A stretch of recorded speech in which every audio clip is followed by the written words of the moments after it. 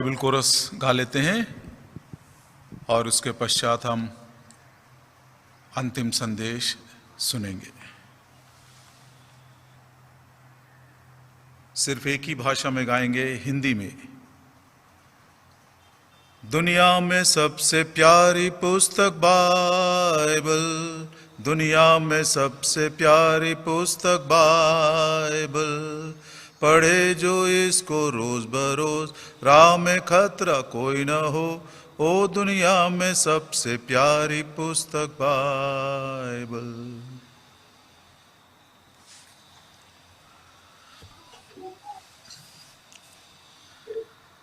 Kiran, praise the Lord.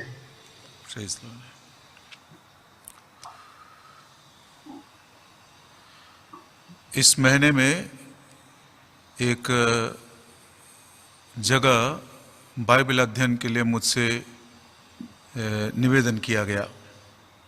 ఈ నెలలో ఒక స్థలంలో బైబిల్ పఠనాన్ని తీసుకొనమని నన్ను కోరి ఉన్నారు। प्रार्थना करते समय ये विचार मेरे मन में आया कि मैं उस भाई से, जिम्मेदार भाई से पूछूं कि आपका बोझ क्या है इन दिनों के लिए। మరి ప్రార్థనా పూర్వకంగా మరి నాలో వచ్చిన భారం ఏంటంటే, ఎవరైతే నన్ను కోరి ఉంటున్నారో ఆ యొక్క సంఘంలో ఉన్న ఆ సహోదరుని, బాధితుల సహోదరుని, మీ యొక్క సంఘ అవసరత నేటి దినాల్లో ఏమైనదో నాకు చెప్పండి అని అడగాలని అనిపించినది। मैं उस भाई के मैसेज को पढ़ता हूं, ध्यान से सुनिएगा। ఆ సహోదరుడు పంపిన ఆ యొక్క మెసేజ్ ను నేను మీకు చదివి వినిపిస్తాను, జాగ్రత్తగా వినండి। The purpose of these Bible studies is that believers may not remain as babes. ఈ యొక్క బైబిల్ పఠనముల యొక్క ఉద్దేశము, మరి విశ్వాసులైన వారు కేవలం ఇంకా శిశువులుగా ఉండిపోకూడదు, but come to spiritual maturity అయితే ఆత్మీయ పరిపక్వతలోనికి రావాలి, and be prepared for his return. ఆయన యొక్క రాకడ కొరకై వారు సిద్ధపడాలి। 10 बार मैंने उस मैसेज को पढ़ा 10 సార్లు ఆయన పంపిన మెసేజ్ ను నేను చదివాను और इस विषय में सोचता रहा और प्रार्थना भी करता रहा। దాని గురించి నేను ఆలోచిస్తూ ఉండినాను, దాని గురించి ప్రార్థన చేస్తూ ఉండినాను। प्रभु का धन्यवाद देता हूं कि ये मैसेज आने से पहले ही प्रभु ने इस विषय में पिछले दिनों में मुझसे बातें करते रहे। దేవునికి వందనాలు చెల్లిస్తూ ఉంటున్నాను, ఆ యొక్క మెసేజ్ రాక మునుపే దాని గురించి నేను ప్రార్థన చేస్తూ ఉండినాను। इन दिनों के लिए प्रभु का ये बोझ है कि विश्वासी जो हैं वे बच्चों के समान न रह जाएं। మరి ప్రభు యొక్క భారము, ప్రభు కోరిక ఏంటంటే, మరి విశ్వాసులైన వారు నేటి దినాల్లో ఇంకనూ బిడ్డలుగా, చిన్నపిల్లలుగా మిగిలిపోకూడదు, आत्मिक परिपक्वता में, आत्मिक सिद्धता में बढ़ते चले जाएं। ఆత్మీయ పరిపక్వతలోనికి, ఆత్మీయ మరి సిద్ధబాటులోనికి వారు రావాలి। और इस रीति से वो प्रभु के आगमन के लिए तैयार रहें। ఈ రీతిగా వారు ప్రభు యొక్క రాకడ కొరకై సిద్ధపడాలి। इस विषय में प्रभु कुछ बातें पहले से ही मेरे मन में डाला है और कुछ बातों को जोड़कर आज हम प्रभु से सुनना चाहते हैं। దీనికి సంబంధించి కొన్ని విషయాలు ప్రభు ఇంతకు మునుపే నా హృదయంలో ఉంచినాడు, అయితే వాటితో కొన్ని విషయాలు కలిపి నేటి దినాన ధ్యానించుకోబోతూ ఉంటున్నాను। बहुत सारी बातें आप जानते भी हैं, అనేక విషయాలు మీరు ఎరిగి ఉంటారు కూడా। सिर्फ उन बातों को मैं अंडरलाइन करता हूं ताकि आप उसको गौर करें, ध्यान दें कि सचमुच में इसमें कोई महत्व है। కనుక ఆ విషయాలను మరొకసారి నేను మీకు నొక్కి చెప్తాను, మరి ఆ విషయాలు మీరు రాసి పెట్టుకునండి, ఎందుకంటే అవి ఎంతో ప్రాముఖ్యమైనవి। प्रार्थना करेंगे। ప్రార్థన చేసుకుంటాం।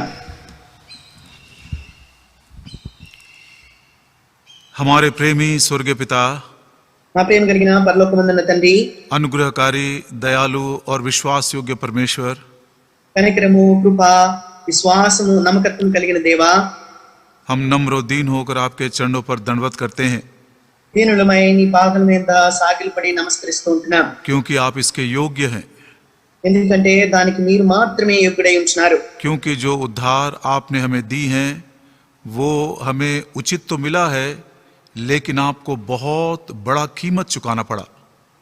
ఎందుకంటే ప్రభా మీరు మాకు అనుగ్రహించిన ఆ రక్షణను మేము ఉచితంగా పొందుకున్నప్పటికీ కూడా ఆ రక్షణ మా కొరకై మీరు ఎంతో గొప్ప క్రయాన్ని చెల్లించవలసి వచ్చినది. आदम और हवा को चमड़े के वस्त्र मिले, लेकिन उसकी कीमत थी वो पशु का प्राण लिया गया। ఆదాము అవ్వలకు ఆ చర్మము మరి వస్త్రములు దొరికి ఉంటున్నాయి, అయితే దాని యొక్క క్రయము ఆ పశువు వధింపబడి ఉండుట. हमें उद्धार का वस्त्र मिला, लेकिन प्रभु यीशु मसीह के प्राण के बलिदान से। మాకు రక్షణ వస్త్రాలు దొరికి ఉంటున్నాయి, అయితే ప్రభువైన యేసు క్రీస్తు వారి యొక్క ప్రాణ బలియాగం ద్వారా. प्रभु जी, किन शब्दों में हम इसको बखान कर सके? ప్రభా ఏ మాటలతో మేము దీన్ని వర్ణించగలము? पाप के कारण, दुष्टता के कारण जो अशांति थी, आपने लहू का दाम देकर हमें क्षमा करके शांति दिए हैं। పాపము చేత దుష్టత్వము చేత ఏదైతే అసమాధానాన్ని అశాంతిని మేము కలిగి ఉంటున్నాము, ప్రభా నీ రక్తంలో కడిగి మాలో మీ సమాధానాన్ని మీరు అనుగ్రహించినారు. धन्यवाद देते हैं, आप हमारे राजा हैं। ప్రభా మీరు మా రాజు అయిన దాన్ని బట్టి నీ వందనాలు చెల్లిస్తూ ఉంటున్నాం. धन्यवाद देते हैं, आपका सिंहासन हमारे ऊपर है। మా మీద నీ సింహాసనం ఉన్న దాన్ని బట్టి తండ్రి నీకు వందనములు చెల్లిస్తూ ఉంటున్నాం. आप अपने वचनों के द्वारा हमारे जीवन को नियंत्रण में रखते हैं। నీ యొక్క వాక్యం ద్వారా మా యొక్క జీవితాన్ని నియంత్రణలో మీరు ఉంచే దేవుడవు. और प्रभु जी, आपने हमें आशा दिए हैं, यदि हम आपकी आज्ञाओं को मानते चले जाएंगे, वो राजा की महिमा में हम भी संभागी होंगे। మరి నీ ఆజ్ఞలు గైకొంటూ మేము వెళ్ళినట్లయితే ఆ రాజు యొక్క మహిమలో మేము కూడా పాలి భాగస్థలం అవుతామని మీరు మాకు వాగ్దానం చేసినారు. प्रभु जी, आपके किए हुए उपकारों के लिए उस महानता को स्मरण करते हुए केवल शब्द ही नहीं, आज सचमुच में हम अपने आत्मा, प्राण और देह को आपके लिए समर्पित करते हैं। ప్రభా నువ్వు చేసిన ఆ గొప్ప బలియాగమును కేవలం మాటలతో వర్ణించడం మాత్రమే కాకుండా నేటి దినాన మా ప్రాణ ఆత్మ దేహములను మీకు మేము సమర్పించుకుందాము గాక. धन्यवाद देते, आपने अपनी इच्छा प्रकट किए हैं कि हम बच्चों के समान न रह जाएं। ప్రభా నీ యొక్క చిత్తాన్ని మీరు తెలియపరిచి ఉంటున్నారు, మేము ఇంకను చిన్నపిల్లల వలె బిడ్డల వలె ఉండకూడదని మీరు కోరి ఉంటున్నారు. आपकी इच्छा है कि हम आत्मिक सिद्धता की ओर बढ़ते चले जाएं। మరి ఆత్మీయ పరిపక్వతలోనికి మేము ఎదగాలనేది నీకు కోరిక ఉంటున్నది. आपकी इच्छा है कि आपके आगमन के लिए हम तैयार पाए जाएं। ప్రభా నీ యొక్క రాకడ కొరకై మేము సిద్ధపడాలనేది నీకు కోరిక ఉంటున్నది. धन्य और आशीषित वो है जो अपने वस्त्रों की चौकसी करता है, ताकि वो प्रभु के सामने नंगा न दिखाई दे। మరి తమ వస్త్రములను భద్రంగా కాపాడుకుని మరి దేవుని ఎదుట నీ ఎదుట ప్రభా దిగంబరులుగా కనపడకుండానట్లు కాపాడుకుని వాడు ధన్యుడు అని చెప్పబడి ఉన్నది. आज जो भी आप हमसे बोलना चाहते हैं प्रभु जी, बहुत ही सरल भाषा में हमारे हृदय तक पहुंचाइए। ప్రభా ఏదైతే వాక్యాన్ని మేము ధ్యానించుకుంటున్నామో ఎంతో సరళమైన రీతిలో మా హృదయాలకు మీరు చేరవేయమని మీరు కోరుతూ ఉంటున్నాం. बोलने के लिए आपका स्वर्गीय उच्चारण हमको दीजिए, तर्जुमा करने के लिए भी आपका अभिषेक हमको दीजिए। మరి వాక్యాన్ని పంచుకోవటానికి, వాక్యాన్ని తర్జుమా చేయడానికి ఈ పరలోకపు ఉచ్చారణను ప్రభా అభిషేకమును మీరు మాకు దయచేయము. सुनने वालों को अनुग्रह दीजिए, ताकि वो परमेश्वर का वचन है ऐसा वो अंगीकार करके प्रभाव के साथ इस वचन को अपने जीवन में वो देख सके। విని వారు కూడా దేవుని యొద్ద నుండి వచ్చే మాటని వారు గ్రహించినట్లు, మరి దానికి లోబడినట్లు ప్రభా వారికి కావలసిన కృప మీరు మాకు వారికి దయచేయము. अंधकार की देखी अनदेखी सारी शक्तियों को आपके नाम से हम बांध देते हैं। కనబడని అంధకార శక్తులన్నిటినీ నీ నామములో బంధించి వేస్తూ ఉంటున్నాం. प्रभु जी, मैं भी अपने लिए यही प्रार्थना करता हूँ कि मैं भी अंश करके कदम ब कदम आत्मिक सिद्धता की ओर बढ़ता जाऊं। ప్రభా నేను కూడా నా నిమిత్తమై ఈ రీతిగా ప్రార్థిస్తూ ఉన్నాను, అడుగు వెంబడి అడుగు ఆత్మీయ సిద్ధపాటులోని పరిపక్వతలోనికి నేను వెళ్ళుదును గాక.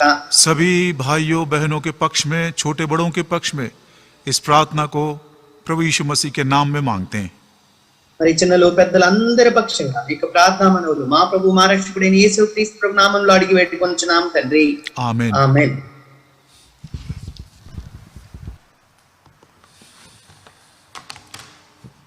प्रभु की इच्छा है, प्रभु के सेवकों की इच्छा है, बड़े लोगों की इच्छा है कि हम मसीही लोग, जो बिलीवर्स हैं, विश्वासी लोग हैं, बच्चों के समान ना रह जाएं। మరి ప్రభు యొక్క కోరిక, ప్రభు యొక్క చిత్తము, మరి పెద్దల యొక్క చిత్తము, మరి మనము చిన్న బిడ్డల వలె ఉండక ఆత్మీయ పరిపక్వతలోనికి రావాలని. आम भाषा में इनको बेबी क्रिश्चियंस कहते हैं। మరి సాధారణమైన భాషలో శిశువులైన క్రైస్తవులు అని చెప్తారు. ये समस्या नई नहीं है। మరి ఈ యొక్క సమస్య అనేది కొత్తది కాదు. ये समस्या हमारे अंतिम दिनों की नहीं है। మరి ఈ యొక్క సమస్య అనేది ఏదో ఈ చివరి దినాల్లో ఉన్న సమస్య కాదు. ये 2000 सालों से चली आ रही समस्या है, ప్రియులారా, ఇది 2000 సంవత్సరాలుగా వస్తున్న సమస్య ఏంటున్నది. बड़ी पुरानी समस्या है. ఇది ఎంతో పాత సమస్య ఏంటున్నది. मसीह लोगों के जीवन की मूल समस्या है ये. మరి క్రైస్తవ విశ్వాస జీవితం యొక్క మూల సమస్య ఏంటున్నది. कभी कभी क्रॉनिक डिजीजेस होता है, आपको मालूम है क्रॉनिक डिजीज मतलब वो साल भर लगा रहता है और कितना भी दवाई उपचार करे उससे उसको छुटकारा नहीं मिलता है. కొన్నిసార్లు మనం వింటూ ఉంటాం కదా, దీర్ఘకాల వ్యాధులు అంటే ఎన్ని సంవత్సరాలుగా మందులు వాడుతున్నా కానీ అది తగ్గదు. कुछ लोगों को क्रॉनिक कोल्ड हो जाता है, కొంతమందికి దీర్ఘకాలంగా ఉండే జలుబు ఉంటుంది. प्याज खा लेने से सर्दी बढ़ जाती है. ఉల్లిపాయ తింటే చాలు వారికి జలుబు వచ్చేస్తుంది. सुबह का थोड़ा सा खिड़की खोलकर हवा लगा के नहीं ठंडी बढ़ जाती है. మరి ఉదయకాలము కొద్దిగా కిటికీ తలుపు తెరిస్తే చాలు ఆ చల్లగాలికి జలుబు వచ్చేస్తుంది. तो मैं दंग रह गया इसको ये बात समझकर, ये जो बेबी क्रिश्चियंस की जो समस्या है ये क्रॉनिक डिजीज है, ये 2000 साल पहले पुरानी ये समस्या है. కనుక ఈ యొక్క తలంపును నేను ఆలోచించి ఎంతో ఆశ్చర్యపోయినాను. ఈ రీతిగా శిశువుల వల్లే చిన్న బిడ్డల వల్లే ఆత్మీయంగా ఉండుట అనేది గత 2000 సంవత్సరాలుగా అనగా దీర్ఘకాలంగా వస్తున్న సమస్య ఏంటున్నది. इस समस्या का समाधान भी दिया गया है. అయితే ఈ సమస్యకు పరిష్కారం కూడా ఇవ్వబడినది. सबसे पहले మొట్టమొదటిగా ये जो बेबी क्रिश्चियंस है, ये जो बालक के समान मसीह लोग हैं, उनके चरित्र कैसा है वो 4 बातें देखेंगे. మరి చిన్న బిడ్డల వల్ల ఈ శిశువులుగా ఉండే క్రైస్తవుల యొక్క చరిత్ర ఏ రీతిగా ఉంటుందో 4-5 విషయాలు మనం చూస్తాం. और यदि हम बेबी क्रिश्चियंस नहीं रहना चाहते हैं, परिपक्वता की ओर हम बढ़ना चाहते हैं, तो वो कैसे संभव है. అయితే ఆ రీతిగా ఆత్మీయంగా శిశువులుగా ఉండకుండా మరి ఆత్మీయంగా ఎదగాలంటే పరిపక్వతలకు రావాలంటే మనం ఏం చేయవలసి ఉంటుంది. इब्रानियों की पत्री उसका 5 अध्याय, హెబ్రీ రాసిన పత్రిక 5వ అధ్యాయము उसके 11 वचन से लेकर 14 वचन तक पढ़ते हैं. 11వ వచనం నుంచి 14వ వచనం వరకు మనం చదువుకుంటాం. अच्छा होगा यदि मैं हिंदी में ही पढ़ लूं ताकि बार बार मुझको तर्जुमा ना करना पड़े. इब्रानियों की पत्री उसका 5 अध्याय 11 वचन से लेकर 14 वचन तक ये जो शिशु कहलाते हैं, ये जो बच्चे कहलाते हैं, उनके 4 गुण चरित्र हम देख सकते हैं. హెబ్రీ రాసిన పత్రిక 5వ అధ్యాయము 11వ వచనం నుంచి 14వ వచనం ఉన్న భాగాలలో ఎవరైతే శిశువులైన క్రైస్తవులు అని చెప్పబడుతున్నారో వారికి సంబంధించిన 4 గుణాలను మనం అక్కడ చూచేవారిగా ఉంటాం. 11 वचन, 11వ వచనం, इसके विषय में हमें बहुत सी बातें कहनी है जिनका समझाना भी कठिन है, इसलिए कि तुम ऊंचा सुनने लगे हो. ఇందును గూర్చి మేము చెప్పవలసిన అనేక సంగతులు ఉన్నవి గాని మీరు వినుటకు మందులైనందున వాటిని విశదపరచుట కష్టము. इंग्लिश में लिखा डल ऑफ हियरिंग. వినుటకు మీరు మందులైనందున. ये जो बेबी क्रिश्चियंस हैं, ये जो बालक के समान मसीह लोग हैं, उनका सबसे पहला गुण यह है कि वो सुनते कम हैं, उनको सुनना बड़ा भारी पड़ जाता है. ఈ శిశువులైన క్రైస్తవులు ఎవరైతే విశ్వాసులు ఉంటున్నారో వారికి వినటం అనేది ఎంతో కష్టతరంగా ఉంటుంది. डल ऑफ हियरिंग का मतलब है, వారు వినుటకు మందులవుట అంటే मतलब बहुत ही थोड़ा समझते हैं, धीरे समझते हैं. చాలా తక్కువ అర్థం చేసుకుంటారు, మెల్లగా అర్థం చేసుకుంటారు. वो रुचि लगाकर किसी बात में वो समझने की कोशिश नहीं करते. మరి ప్రయాసంతో, ఆశతో, రుచితో ఏదైనా ఆ విషయాన్ని అర్థం చేసుకోవడానికి ఏమాత్రం ప్రయత్నించరు. वे बड़े आलसी लोग हैं. వారెంతో మందమతులు అనకే సోమరులుగా ఉంటారు. बिस्तर पर पड़े पड़े बच्चों को माता कितनी भी बोलती जाए उठो उठो उठो, वो सुनना नहीं चाहते क्योंकि वो आलसी है. పడక మీద పిల్లలు అటు ఇటు పొరులాడుతుంటారు. తల్లిదండ్రులు ఎంతగా లేవండి లేవండి అని చెప్పినా కానీ వారెంతో బద్ధకంగా సోమరంగా ఉంటారు. लेकिन ये आलसपन जो है ये दूसरी बातों में नहीं है. మరి ఈ సోమరితనము వేరే విషయాల్లో ఉండదు. మళ్ళా दूसरे बातों में रात और दिन वो मेहनत करेंगे, వేరే విషయాల్లో చూస్తే రాత్రి మగళ్ళ వారు ప్రయాసపడే వారిగా बिना ఉంటారు. खाना खाए भी वो मेहनत करेंगे. అన్నం తినకపోయినా సరే వారు కష్టపడుతూ ఉంటారు. लेकिन ये आलसपना प्रभु के वचन के लिए है. అయితే ఈ సోమరితనం అనేది, బద్ధకం అనేది, నిర్లక్ష్యం అనేది ప్రభు యొక్క వాక్యం విషయంలో మాత్రమే. That laziness and sluggishness is concerning only the word of God. In other things, night and day they will sacrifice, night and day they will work, night and day they will be alert also without any sleep. ప్రియులారా, ఈ యొక్క బద్ధకము, నిర్లక్ష్యము, సోమరితనం అనేది కేవలం దేవుని వాక్యంలో మాత్రమే. మిగతా విషయాల్లో చూస్తే వారు ఎంతో రాత్రి పగళ్ళు కష్టపడేవారుగా ఉంటారు, భోజనం చేయకుండా కష్టపడేవారుగా ఉంటారు. सो बेबी क्रिश्चियंस का सबसे पहला ये चिन्ह हमको दिखाई देता है, वो सुनने में बहुत ही धीमा है, आलसी है. కనుక ఈ శిశువులైన క్రైస్తవులైన వారి, విశ్వాసులైన వారి యొక్క మొదటి గుణ లక్షణం ఎట్లుంటుందంటే వారు సోమరులుగా, మందులుగా ఉంటారు, వినుటకు మందులై ఉంటారు. वचन के विषय में बड़ी लापरवाही, మరి వాక్య విషయంలో ఎంతో నిర్లక్ష్యము. इसलिए वो समझना भी नहीं चाहते. ఆ కారణం చేతనే వారు వాక్యాన్ని అర్థం చేసుకోవాలని కూడా ప్రయత్నించరు. दूसरा चिन्ह बच्चों का, రెండవ గుణగణము इब्रानी 5:12, హెబ్రీయులకు రాసిన పత్రిక 5వ అధ్యాయం 12వ వచనం. समय के विचार से तो तुम्हें गुरु हो जाना चाहिए था, तो भी ये आवश्यक हो गया है कि कोई तुम्हें परमेश्वर के वचनों की आदि शिक्षा फिर से सिखाए. तुम तो ऐसे हो गए हो कि तुम्हें अन्न के बदले अब तक दूध ही चाहिए. హెబ్రీయులకు రాసిన పత్రిక 5వ అధ్యాయం 12వ వచనము, కాలమును బట్టి చూచితే మీరు బోధకులుగా ఉండవలసిన వారై ఉండగా దేవోక్తులలో మొదటి మూల పాఠములను ఒకడు మీకు మరలా బోధించవలసి వచ్చును. మీరు పాలు త్రాగవలసిన వారే గాని బలమైన ఆహారము తినగలవారు కారు. अरे तुम तो अभी भी बोतल से ही पीना चाहते हो. మీరు ఇంకను ఆ బాటిల్లోనియే తాగాలని చూస్తూ ఉంటున్నారు. पिता के साथ मेज पर बैठने के लिए तुम नहीं चाहते. తండ్రితో పాటుగా బల్ల మీద కూర్చోవాలని ఏమాత్రము కోరట్లేదు. जंगल में उन्होंने प्रश्न पूछा था, क्या परमेश्वर जंगल में हमारे लिए मेज तैयार कर सकता है? అరణ్యంలో వారు దేవుణ్ణి ప్రశ్నించినారు, ఈ యొక్క అరణ్యంలో దేవుడు మాకు ఆహారమును, బల్లను సిద్ధపరచగలడా? But the truth is, bottle feeding Christians, they can never sit at the Father's table.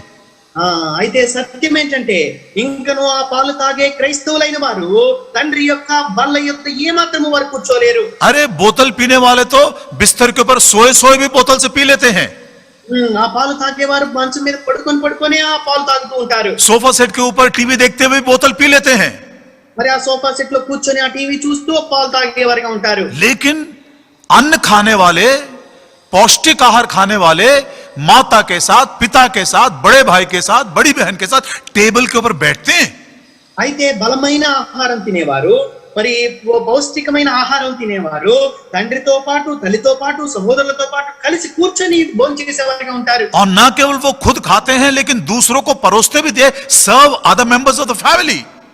కేవలం వారు తింటం మాత్రమే కాదు కానీ ఇతరులు కూడా ఆ భోజనాన్ని వడ్డించేవారుగా ఉంటారు. अरे मैं तो सोच रहा था, पौलुस कहता कि तुम अभी तक दूसरों को सर्व करने वाले विश्वासी बन जाना चाहिए था, लेकिन नहीं, अभी भी तुम स्टूडेंट्स के समान पाना चाहते हो, बोतल पीना चाहते हो. అపోస్తలుడైన పౌలు అంటూ ఉంటున్నాడు, మీరు ఇతరులకు వడ్డించవలసిన వారై ఉండగా ఇంకను మీరు ఇంకా పాలు తాగుతూనే ఉంటూ ఉన్నారని అపోస్తలుడైన పౌలు అంటూ ఉన్నాడు. कितने साल हो गए हमारे मसीह जीवन के? క్రైస్తవ జీవితం, మనం విశ్వాస క్రైస్తవ జీవితం ఎన్ని సంవత్సరాలు అయిపోయింది? क्या मैं किसी को सर्व कर सकता हूं?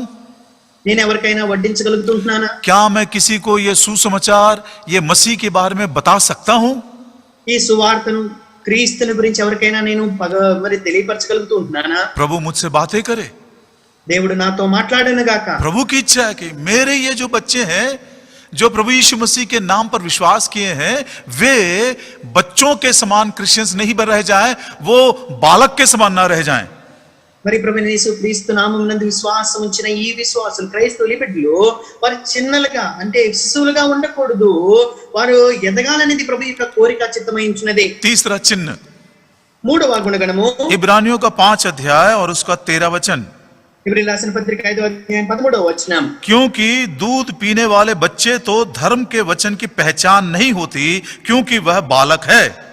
మరియు పాలు త్రాగు ప్రతివాడు శిశువే కనుక నీతి వాక్య విషయంలో అనుభవం లేని వాడై ఉన్నాడు. ओ अनुग्रह के वचन को इतने अच्छे से सुनते हैं, लेकिन सत्य वचन को, धार्मिकता के वचन को सुनने के लिए उनके पास वो क्षमता नहीं है. కృపా వాక్యాన్ని అయితే ఎంతో వింటూ ఉంటారు కానీ నీతి వాక్యాన్ని వినటానికి ఏ మాత్రము కూడా వారు ఇష్టపడరు. आप मुझको समझना चाहिए ये बात. ఈ విషయాన్ని నేను అర్థం చేసుకోవలసిన వాడే ఉంటున్నాను. पहली बार जब प्रभु यीशु मसीह को आराधनालय में संदेश देने के लिए अनुमति मिली थी, మరి మొదటిసారిగా ప్రభు యేసుక్రీస్తు వారికి దేవాలయంలో వర్తమానం ఇవ్వడానికి అనుమతి దొరికినప్పుడు उसने यशायाह नबी की किताब को खोल लिया ఆయన యెషయా గ్రంథాన్ని తెరచి और उसने इस भाग को पढ़ना शुरू किया। ఈ యొక్క భాగాన్ని ఆయన చదవటం మొదలు పెట్టినాడు। ये बात हम लूका सुसमाचार के 4 अध्याय में पढ़ते हैं ఈ యొక్క భాగాన్ని లూకా సువార్త 4వ అధ్యాయంలో మనం చదువుతాం। और उसके 18 वचन में 18వ వచనం, प्रभु का आत्मा मुझ पर है इसलिए कि उसने कंगालों को सुसमाचार सुनाने के लिए मेरा अभिषेक किया है, मुझे इसलिए भेजा है कि बंदियों को छुटकारे का, अंधों को दृष्टि पाने का सुसमाचार प्रचार करूं और कुचले हुओं को छुड़ाऊं और प्रभु के प्रसन्न रहने के वर्ष का प्रचार करूं।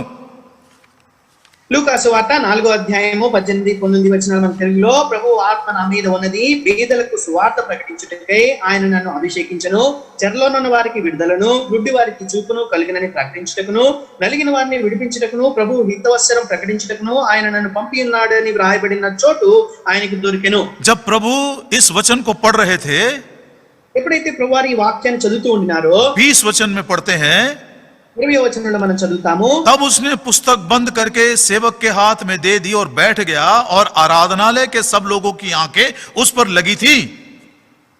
20వ వచనం 21 మన తెలుగులో, ఆయన గ్రంథము చుట్టి పరిచారకునికిచ్చి కూర్చుండెను, సమాజ మందిరంలో ఉన్న వారందరూ ఆయనను తేరి చూడగా। ओ वचन कितना प्रभावित है, देखिए ये మరి ఈ వాక్యం ఎంత ప్రభావంతో ఉంటున్నదో చూడండి। कंगालों को सुसमाचार सुनाने के लिए आया हूं, పేదలకు సువార్త ప్రకటించడానికి నేను వచ్చి ఉంటున్నాను, बंदियों को मैं रिहाई देने के लिए आया हूं, చెరలో ఉన్న వారికి విడుదల ఇవ్వడానికి వచ్చి ఉంటున్నాను, अंधों को मैं दृष्टि देने के लिए आया हूं, గుడ్డి వారికి చూపు కలుగజేయడానికి నేను వచ్చి ఉంటున్నాను, कुचले हुए लोगों को छुड़ाने के लिए आया हूं, నలిగిన వారిని విడిపించడానికి నేను వచ్చి ఉంటున్నాను। और ये बात बताने के लिए कि प्रभु तुमसे प्रसन्न है। మరి ఈ మాట చెప్పడానికి ప్రభు మీ విషయంలో ఎంతో ఇష్టపడుతూ ఉన్నాడు। अभी तक वो संदेश नहीं दिया, ఇంకనూ ఆయన వర్తమానం చెప్పలేదు, केवल वचन का भाग उसने पढ़ा కేవలం ఆ వాక్య భాగాన్ని మాత్రమే ఆయన చదివాడు। और जब संदेश देने के लिए वो बैठ गया, ఎప్పుడైతే వర్తమానం ఇవ్వడానికి ఆయన కూర్చున్నాడో, लिखा हुआ सबों की आंखें टकटकी लगाकर यीशु मसीह को देख रही थी। సమాజ మందిరంలో ఉన్న వారందరూ ఆయనను తేరి చూడగా, అనగా ఆయన కళ్ళు, వారి కళ్ళన్నీ ఆయన వైపు చూస్తూ ఉంటున్నాయి। सब कुछ वो भूल गए, అన్ని మర్చిపోయినారు। अनुग्रह के वचन ने उनको इतना प्रभावित किया। మరి ఈ కృపా వాక్యం అంతగా వారిని ప్రభావితం చేసి ఉంటున్నది। और 22 वचन में लिखा है, 22వ వచనంలో, सबने उसे सराहा और जो अनुग्रह की बातें उसके मुंह से निकलती थी उससे अचंभित हुए। అప్పుడందరూ ఆయన గురించి సాక్ష్యం ఇచ్చు, ఆయన నోటి నుండి వచ్చిన దయగల మాటలకు ఆశ్చర్యపడి, ओ अनुग्रह का वचन सुनने के लिए हमारी आंखें, हमारा मन, हमारा ध्यान सब उसी की ओर लगा रहता है।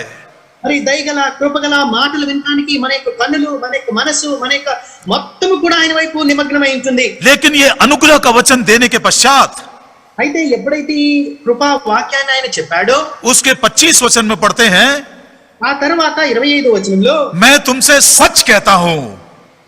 నేను మీతో నిశ్చయముగా చెప్పుచూ ఉన్నాను। सब लोगों को ध्यान देना चाहिए, ये అందరూ కూడా దీని మీద ధ్యానం ఉంచాలి। अनुग्रह का वचन जरूर चाहिए, మరి కృపా వాక్యము ఖచ్చితంగా కావాలి, लेकिन उसके साथ साथ सत्य का वचन भी चाहिए। అయితే దాంతో పాటుగా సత్య వాక్యము కూడా ఎంతో అవసరమైంది। 25 और 26 और 27 वचन में 25, 26, 27 వచనాల్లో वो सत्य का वचन प्रभु यीशु मसीह बताने लगे। ఆ సత్య వాక్యముల గురించి ప్రభు యేసుక్రీస్తు వారు చెబుతూ ఉండేటప్పుడు, एलिया के दिनों में बहुत सारी विधवाएं थी इस्राएल में, ఏలియా యొక్క దినాలలో ఇశ్రాయేలులో అనేక మంది విధురాండ్రు ఉండినారు। लेकिन इस्राएल के एक भी विधवा के पास एलिया को प्रभु ने नहीं भेजा। वो जो सारपत की, सीदोन की जो विधवा है अन्य जातियों में, उसके पास एलिया को भेजा। ఇశ్రాయేలులో అనేక మంది విధురాండ్రు ఉండినను, సీదోనులో సారెపత్తులో ఉన్న అనగా అన్యురాలైన ఆ విధురాలి యొక్కకే మరి ఆయనను పంపబట్టడం జరిగింది। अकाल के दिनों में बहुत सारी विधवाएं थी इस्राएल में, लेकिन सत्य वचन यह है कि परमेश्वर यहोवा ने एलिया को सीदोन के विधवा के पास भेजा। మరి ఆ యొక్క కరువు దినాలలో ఇశ్రాయేలులో అనేకమైన విధురాలు ఉండినప్పటికీ సత్యం ఏంటంటే సీదోనులో సారెపతిలో ఉన్న ఆ విధురాలి యొద్దకి ఏలియా పంపబడి ఉంటున్నాడు। और 27 वचन में प्रभु ने एक और बात को कहा, 27వ వచనంలో ప్రభువు ఇంకొక మాట తెలియపరిచినారు, एलिया के दिनों में इस्राएल में बहुत सारे कोढ़ी थे। మరి ఎలీషా దినాలలో ఇశ్రాయేల్ అనేక మంది కుష్ఠరోగులు ఉండినారు। एलिशा कहते हैं एलिया के दिनों में बहुत सारे कोढ़ी थे। ఏలియా దినాలలో అనేక మంది కుష్ఠరోగులు ఉండినారు. लेकिन इस्राएल के एक भी कोढ़ी को एलिया के पास नहीं भेजा गया, लेकिन वो जो सीरिया का अन्य जातियों में का कोढ़ी नामान है उसको प्रभु ने चंगा किया. అయితే వారెవ్వరూ కూడా మరి ఏలియా ఎదుకు పంపబడలేదు, కానీ మరి సిరియా దేశస్థుడు నయమాన్ ఒక్కడే ఆయన ఎదుకు పంపబడ్డాడు. मतलब इस्राएल के लोगों को लिए नहीं, अन्य जातियों के लिए प्रभु ने अपने उस अनुग्रह को प्रकट किया. यह बात सच है. మరి ఇశ్రాయేలు కొరకు కాదు గాని అన్యుల కొరకు దేవుడు ఆ కృపను బయలుపరిచి ఉన్నాడు అనేది ఎంతో సత్యము. तुम्हारे पुराने नियम में यह बात लिखा हुआ है. మరి మీ పాత నిబంధనలో ఈ మాట రాయబడి ఉంటున్నది. दूसरा राजा यदि 5 अध्याय खोल लेंगे तो यह बात एलिया का लिखा हुआ है. రెండవ రాజుల గ్రంథం 5వ అధ్యాయం తెలిసినట్లయితే ఏలియాను గురించి ఆ మాటలు రాయబడి ఉంటున్నాయి. जब अनुग्रह का वचन दे रहा था, మరి ఎప్పుడైతే కృపావాక్యం చెప్పబడుతూ ఉండినదో, अनुग्रह के शब्द जब उसके मुंह से निकल रहे थे, దయగల మాటలు ఆయన నోటి నుండి వస్తూ ఉండినప్పుడు ओ मानो उनका हृदय एकदम प्रफुल्लित हो गया, आनंद से भर गया. మరి వారి హృదయాలు ఎంతో ఉత్తేజితమై ఎంతో సంతోషపడి ఉంటున్నాయి. लेकिन सत्य का वचन बोलने के बाद అయితే సత్యవాక్యాన్ని ఎప్పుడైతే ఆయన చెప్పాడో 28 वचन में पढ़ते हैं, 28 में 28వ వచనంలో మనం చదువుతాము, ये सत्य वचन सुनते ही जितने आराधनालय में थे क्रोध से भर गए.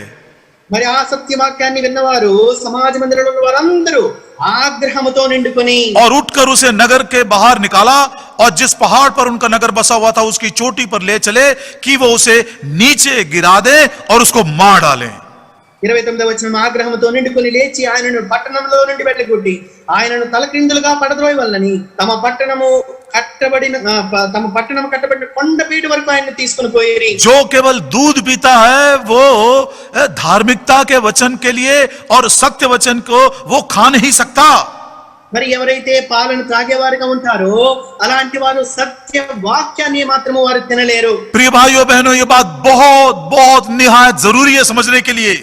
ప్రియులారా, ఈ యొక్క మాటను అర్థం చేసుకున్నట ఎంతో ఎంతో ప్రాముఖ్యమైనది. यदि हम प्रभु के आगमन के लिए तैयार होना चाहते हैं, ప్రభు యొక్క రాకడ కొరకే మనం సిద్ధపడాలని కోరుతూ ఉన్నట్లయితే, मध्याकाश में प्रभु से मिलना चाहते हैं, ఆ మధ్య ఆకాశంలో మన ప్రభువుతో మనం కలుసుకోవాలని కోరినట్లయితే, प्रथम पुनरुत्थान में हम भाग पाना चाहते हैं, మొదటి పునరుద్ధానంలో పాలు పొందాలని కోరినట్లయితే, तो ये अनुग्रह का वचन और सत्य का वचन, ये दोनों का काम हमारे जीवन में पूरा होना चाहिए. ప్రియులారా, కృపా వాక్యము సత్య వాక్యము రెండు కూడా మన జీవితంలో పనిచేయబడాలి. अनुग्रह और सच्चाई दोनों के काम जब हमारे जीवन में पूरे होंगे तब मात्र हम प्रभु यीशु मसीह की महिमा को देख सकेंगे और उसमें महिमा में प्रकट हो सकेंगे. కృపా సత్యములు రెండు మన జీవితంలో పనిచేసినప్పుడే ప్రభువైన యేసుక్రీస్తు వారి యొక్క మహిమను మనం చూడగలిగే వారిగా ఉంటాం. अधिकांश हम विश्वासी लोग, प्रियो, मैं सच बता रहा हूं इस बात को, 30-40 साल के विश्वासी होने के बावजूद भी अनुग्रह का वचन सुनते साथ हमारा हृदय आनंदित हो जाता है. लेकिन सत्य का वचन जब बोलना शुरू करते हैं प्रियो, वो धार्मिकता का वचन क्यों नहीं मालूम अनईजी फील होता है, सुनने की इच्छा नहीं होती है और हम उसको ध्यान लगाकर समझना भी नहीं चाहते हैं. ప్రియులారా, అనేక మంది విశ్వాసులు, ప్రియులారా, నేను ఎంతో సత్యం చెప్తూ ఉంటున్నాను, వారికి కనీసం దాదాపు 30-40 సంవత్సరాల విశ్వాస జీవితంలో ఉండినప్పటికీ సైతము మరి కృపా వాక్యాన్ని వినడానికి అయితే ఎంతో ఇష్టపడతారు, ఎంతో సంతోషపడతారు. కానీ సత్య వాక్యం అనేది ఎప్పుడైతే వస్తుందో అది ఏ మాత్రం వారికి ఇష్టం ఉండదు. దాని విషయంలో ఎంతో మరి అసౌకర్యంగా మరి వారు మరి అనుభవించే వారిగా ఉండేవారుగా ఉంటారు. ऐसी हालत में मेरे जैसे प्रचारक भी हैं. మరి అలాంటి పరిస్థితుల్లో నాలాంటి బోధకులు కూడా ఉంటూ ఉన్నారు. Don't be over spiritual brother, बहुत ज्यादा आत्मिक होने की आवश्यकता नहीं है. మరి చాలా ఆత్మీయులు కాకండి సహోదరులారా అని చెప్తూ ఉంటారు. एक दिन मैं पूछ रहा था कितना आत्मिक मैं बन सकता हूं, నేను ఎంత ఆత్మీయుడిగా కాగలనని నేను ఒక దినాన్ని అడిగాను. तो प्रभु ने कहा बेटा मुझको तुझको प्रभु यीशु मसीह के स्वरूप में उसकी दर्जे में आना है. उस सोचते ही मुझको इतना शर्म लगा और इतना दुख भी लगा मुझे. మరి ప్రభువైన యేసుక్రీస్తు వారి యొక్క అంతస్తులోనికి నువ్వు రావాలి అనే మాట నాకు వినటంతోనే నేను ఎంతో సిగ్గుపడి ఉంటున్నాను. Preaching the word of truth is not an expression of over spirituality. సత్యవాక్యాన్ని బోధించటం అనేది ఏదో మరి అత్యంత మరి ఆత్మీయతకు సంబంధించిన మాట కాదు. अरे वो जरूरी है हमारे लिए. ఆ సత్యవాక్యం మనకి ఎంతో ఆవశ్యకమైనది. యోహన్నా सुसमाचार యోహాను సువార్త पहला अध्याय మొదటి అధ్యాయము 14 वचन में पढ़ते हैं, 14వ వచనంలో చదువుకుంటాం. और वचन देहधारी हुआ अनुग्रह और सच्चाई से परिपूर्ण होकर हमारे बीच में डेरा किया और हमने उसकी ऐसी महिमा देखी जैसी पिता के एकलौते की महिमा। యోహాను సువార్త మొదటి అధ్యాయం 14వ వచనము, ఆ వాక్యము శరీరధారి అయి కృపా సత్య సంపూర్ణుడిగా మన మధ్య నివసించెను, తండ్రి వలన కలిగిన అద్వితీయ కుమారుని మహిమ వలె మనము ఆయన మహిమను కనుగొంటిమి। हमने उसकी महिमा को देखा। ఆయన మహిమను మనం చూచాము। कैसे देखा? ఏ రీతిగా చూచాము? क्योंकि जब प्रभु यीशु मसीह निवास कर रहा था उसमें हमने अनुग्रह को भी परिपूर्णता से देखा, सच्चाई को भी परिपूर्णता से देखा। మరి ఆ దినాల్లో మరి యేసు క్రీస్తు ప్రభువారు నివసిస్తూ ఉండినాడు, ఆయనలో కృపను సంపూర్ణంగా చూచినాము, సత్యము ఆయనలో సంపూర్ణంగా చూస్తూ వచ్చినాము। अनुग्रह और सच्चाई से परिपूर्ण होकर हमारे बीच में निवास किया। కృపా సత్య సంపూర్ణుడిగా ఆయన మన మధ్యన నివసించెను। अनुग्रह का संपूर्ण काम, सच्चाई का संपूर्ण काम यदि मेरे जीवन में नहीं हुआ तो यकीन मानिए मैं एक बेबी क्रिश्चियंस के समान रह जाऊंगा, ना उस महिमा को मैं देख सकूंगा, ना उस महिमा में मैं शामिल हो सकूंगा। ఆ కృప యొక్క సంపూర్ణ కార్యము, సత్యం యొక్క సంపూర్ణ కార్యము ఎప్పటి వరకు అయితే నాలో జరగదో అప్పటి వరకు కూడా నేను ఆ యొక్క శిశువు అయిన క్రైస్తవుల వలె వారిగా నేను ఉంటాను। సత్యవాక్యాన్ని ఏమాత్రము ఇష్టపడను, మరి దాని విషయంలో ఏమాత్రం అనుభవం లేని వాడిగా ఉంటాను। अनुग्रह के द्वारा उद्धार हुआ మరి కృప ద్వారా రక్షణ దొరికి ఉంటున్నది, और सत्य वचन के द्वारा मेरी पवित्रता है। సత్య వాక్యము ద్వారా నేను పరిశుద్ధపరచబడుతూ ఉంటున్నాను। सो प्रभु दया करे प्रियो, केवल हम दूध ना पीते रहे, अनुग्रह तो हमको अंत जीवन के अंत तक चाहिए। हाँ, दूध पीते ही रहे, लेकिन यदि हम बच्चों के समान, बालक के समान क्रिश्चियन नहीं रहना चाहते, आज से अन्न खाना शुरू कर देंगे। కనుక మరి కృప అనేది మనకి మన జీవితాంతం మనకు కావలసినదే ఉంటుంది। మరి ఆ రీతిగా పాలు తాగుతూ శిశువులుగా ఉన్నప్పటికీ కూడా మరి ఆ యొక్క బలమైన ఆహారం అనేది మనం పరిపూర్ణ కావడానికి అవసరమై ఉంటున్నది। और चौथा बात हम देखते हैं, 4వ గుణగణాన్ని మనం చూస్తాము। इब्रानियों की पत्री 5 अध्याय ఎబ్రీయుల రాసిన పత్రిక 5వ అధ్యాయము 11 वचन में हमने पहले चिन्ह देखा, first sign of a child. 11వ వచనంలో మరి మొదటి చిహ్నాన్ని మనం చూస్తూ వచ్చినాం। डल ऑफ हियरिंग, सुनने में बहुत ऊंचा है। వారు వినుటకు మందులై ఉంటున్నారు। 12 वचन, 12వ వచనంలో प्रियो वो के ये they are not able to have strong meat, वो सिखा नहीं सकते। బలమైన ఆహారము తినగల వారు కారు। और 13 वचन में लिखा, they are not skilful in the word of righteousness. 13వ వచనంలో మనం చదివాము, నీతి వాక్య విషయంలో అనుభవం లేని వారై ఉన్నారు। 14 वचन में लिखा है, 14వ వచనంలో वे भले और बुरे के भेद को नहीं समझ सकते हैं। మేలు కీడులను వారు ఏమాత్రము వివేచింపలేరు। बच्चों के समान, बालक के समान मसीह का मतलब है भले बुरे के भेद को वो नहीं समझ सकते हैं। మరి శిశువులైన క్రైస్తవులు అంటే అర్థం ఏంటంటే వారు మేలును కీడును ఏమాత్రము వివేచింపరు। और ये यहां तक वो कभी कभी पहुंच जाता है। ఇక్కడ వరకు కొన్నిసార్లు చేరుకోగలుగుతారు। यशायाह नबी की किताब उसका 5 अध्याय యెషయా గ్రంథము 5వ అధ్యాయము और उसका 20 वचन, 20వ వచనం। आइजिया चैप्टर 5 एंड वर्स 20 में लिखा, हाय उन पर जो बुरे को भला और भले को बुरा कहते हैं, जो अंधियारे को उजियाला और उजियाले को अंधियारा ठहराते, कड़वे को मीठा और मीठे को कड़वा करके मानते हैं। యెషయా గ్రంథము 5వ అధ్యాయం 20వ వచనము, కీడు మేలనియు మేలు కీడనియు చెప్పుకొని చీకటి వెలుగనియు వెలుగు చీకటనియు ఎంచుకున్న వారికి శ్రమ, చేదు తీపి అనియు తీపి చేదు అనియు ఎంచుకున్న వారికి శ్రమ।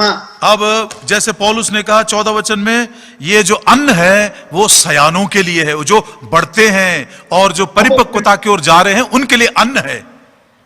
కనుక 14వ వచనంలో అపోస్తలుడైన పౌలు చెప్తూ ఉంటున్నాడు, ఈ యొక్క అభ్యాసం ఎవరికి, ఈ యొక్క బలమైన ఆహారం ఎవరికి, వాటిలో అభ్యాసం కలిగిన వారికి। हाँ, मतलब अब हमें अन्न खाना शुरू कर देना चाहिए।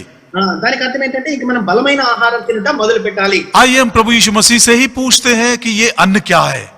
మరి ప్రభువైన యేసుక్రీస్తు వారిని అడుగుదాం, ఈ బలమైన ఆహారం ఏమై ఉంటున్నది। యోహన్నా सुसमाचार उसका 4 अध्याय యోహాను సువార్త 4వ అధ్యాయము और उसका 32 वचन 32, 32వ వచనం।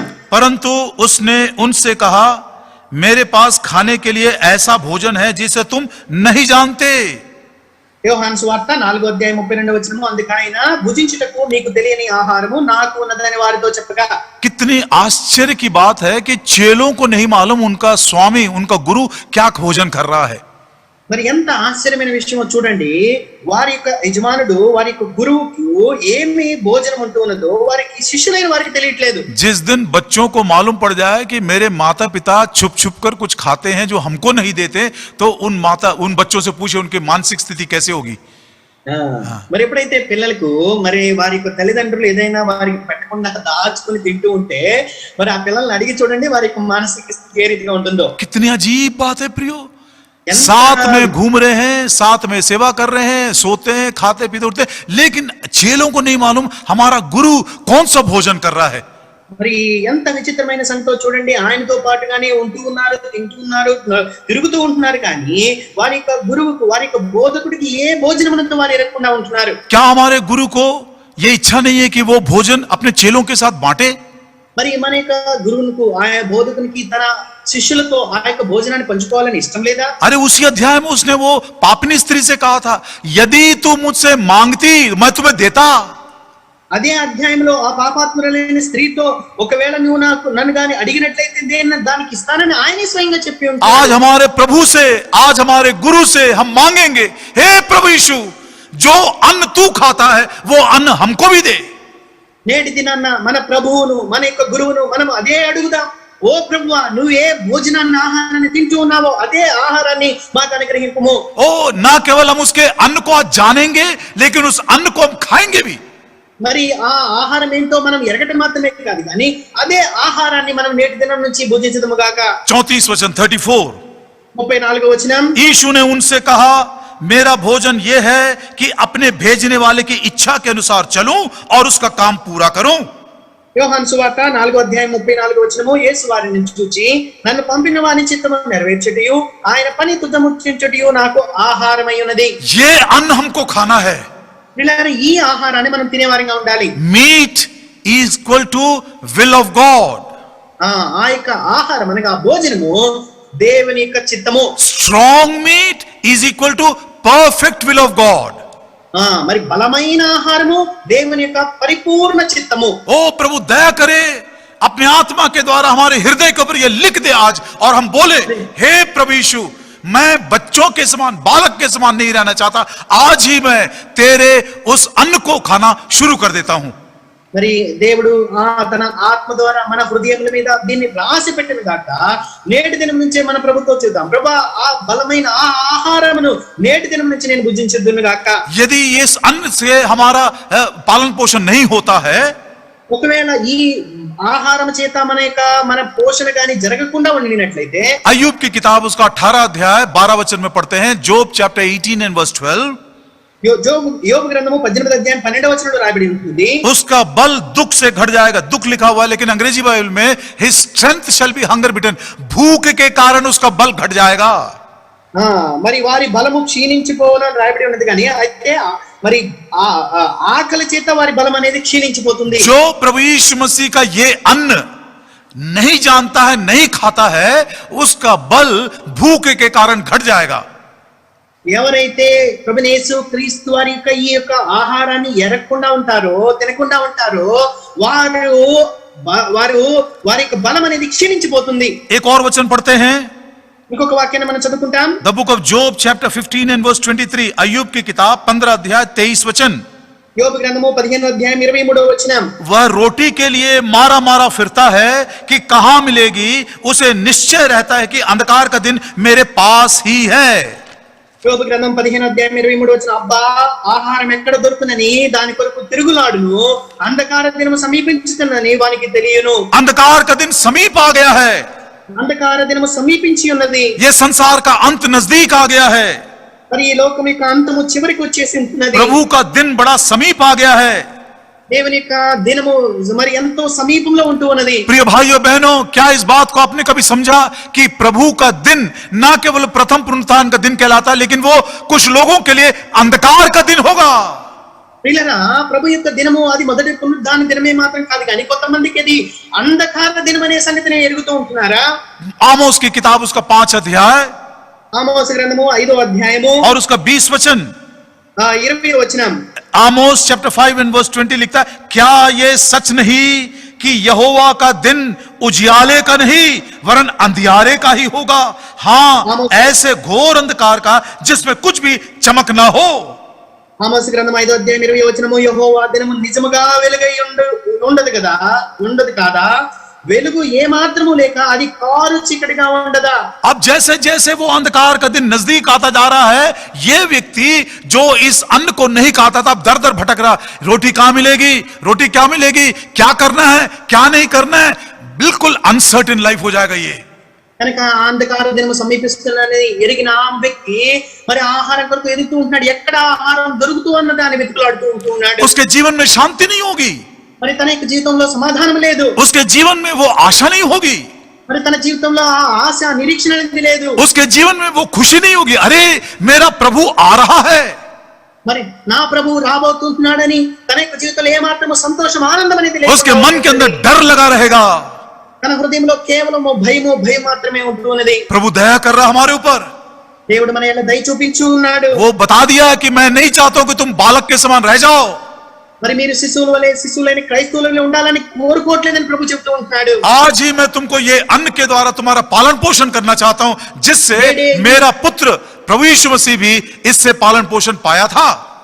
నా కుమారుడైన ప్రభు యేసు క్రీస్తు ఏ ఆహారం చేత పోషింపబడుతూ ఉన్నాడో అదే ఆహారాన్ని నేటి నుంచి నేను మీకు ఇవ్వాలని ప్రభు కోరుతూ ఉంటున్నాడు। आज से हम ईमानदारी के साथ, without any dullness of hearing, without any slackness in our understanding, without any laziness, we will tell the Lord, oh Lord, I want to feed upon the perfect will of God. This is the strong meat for me now.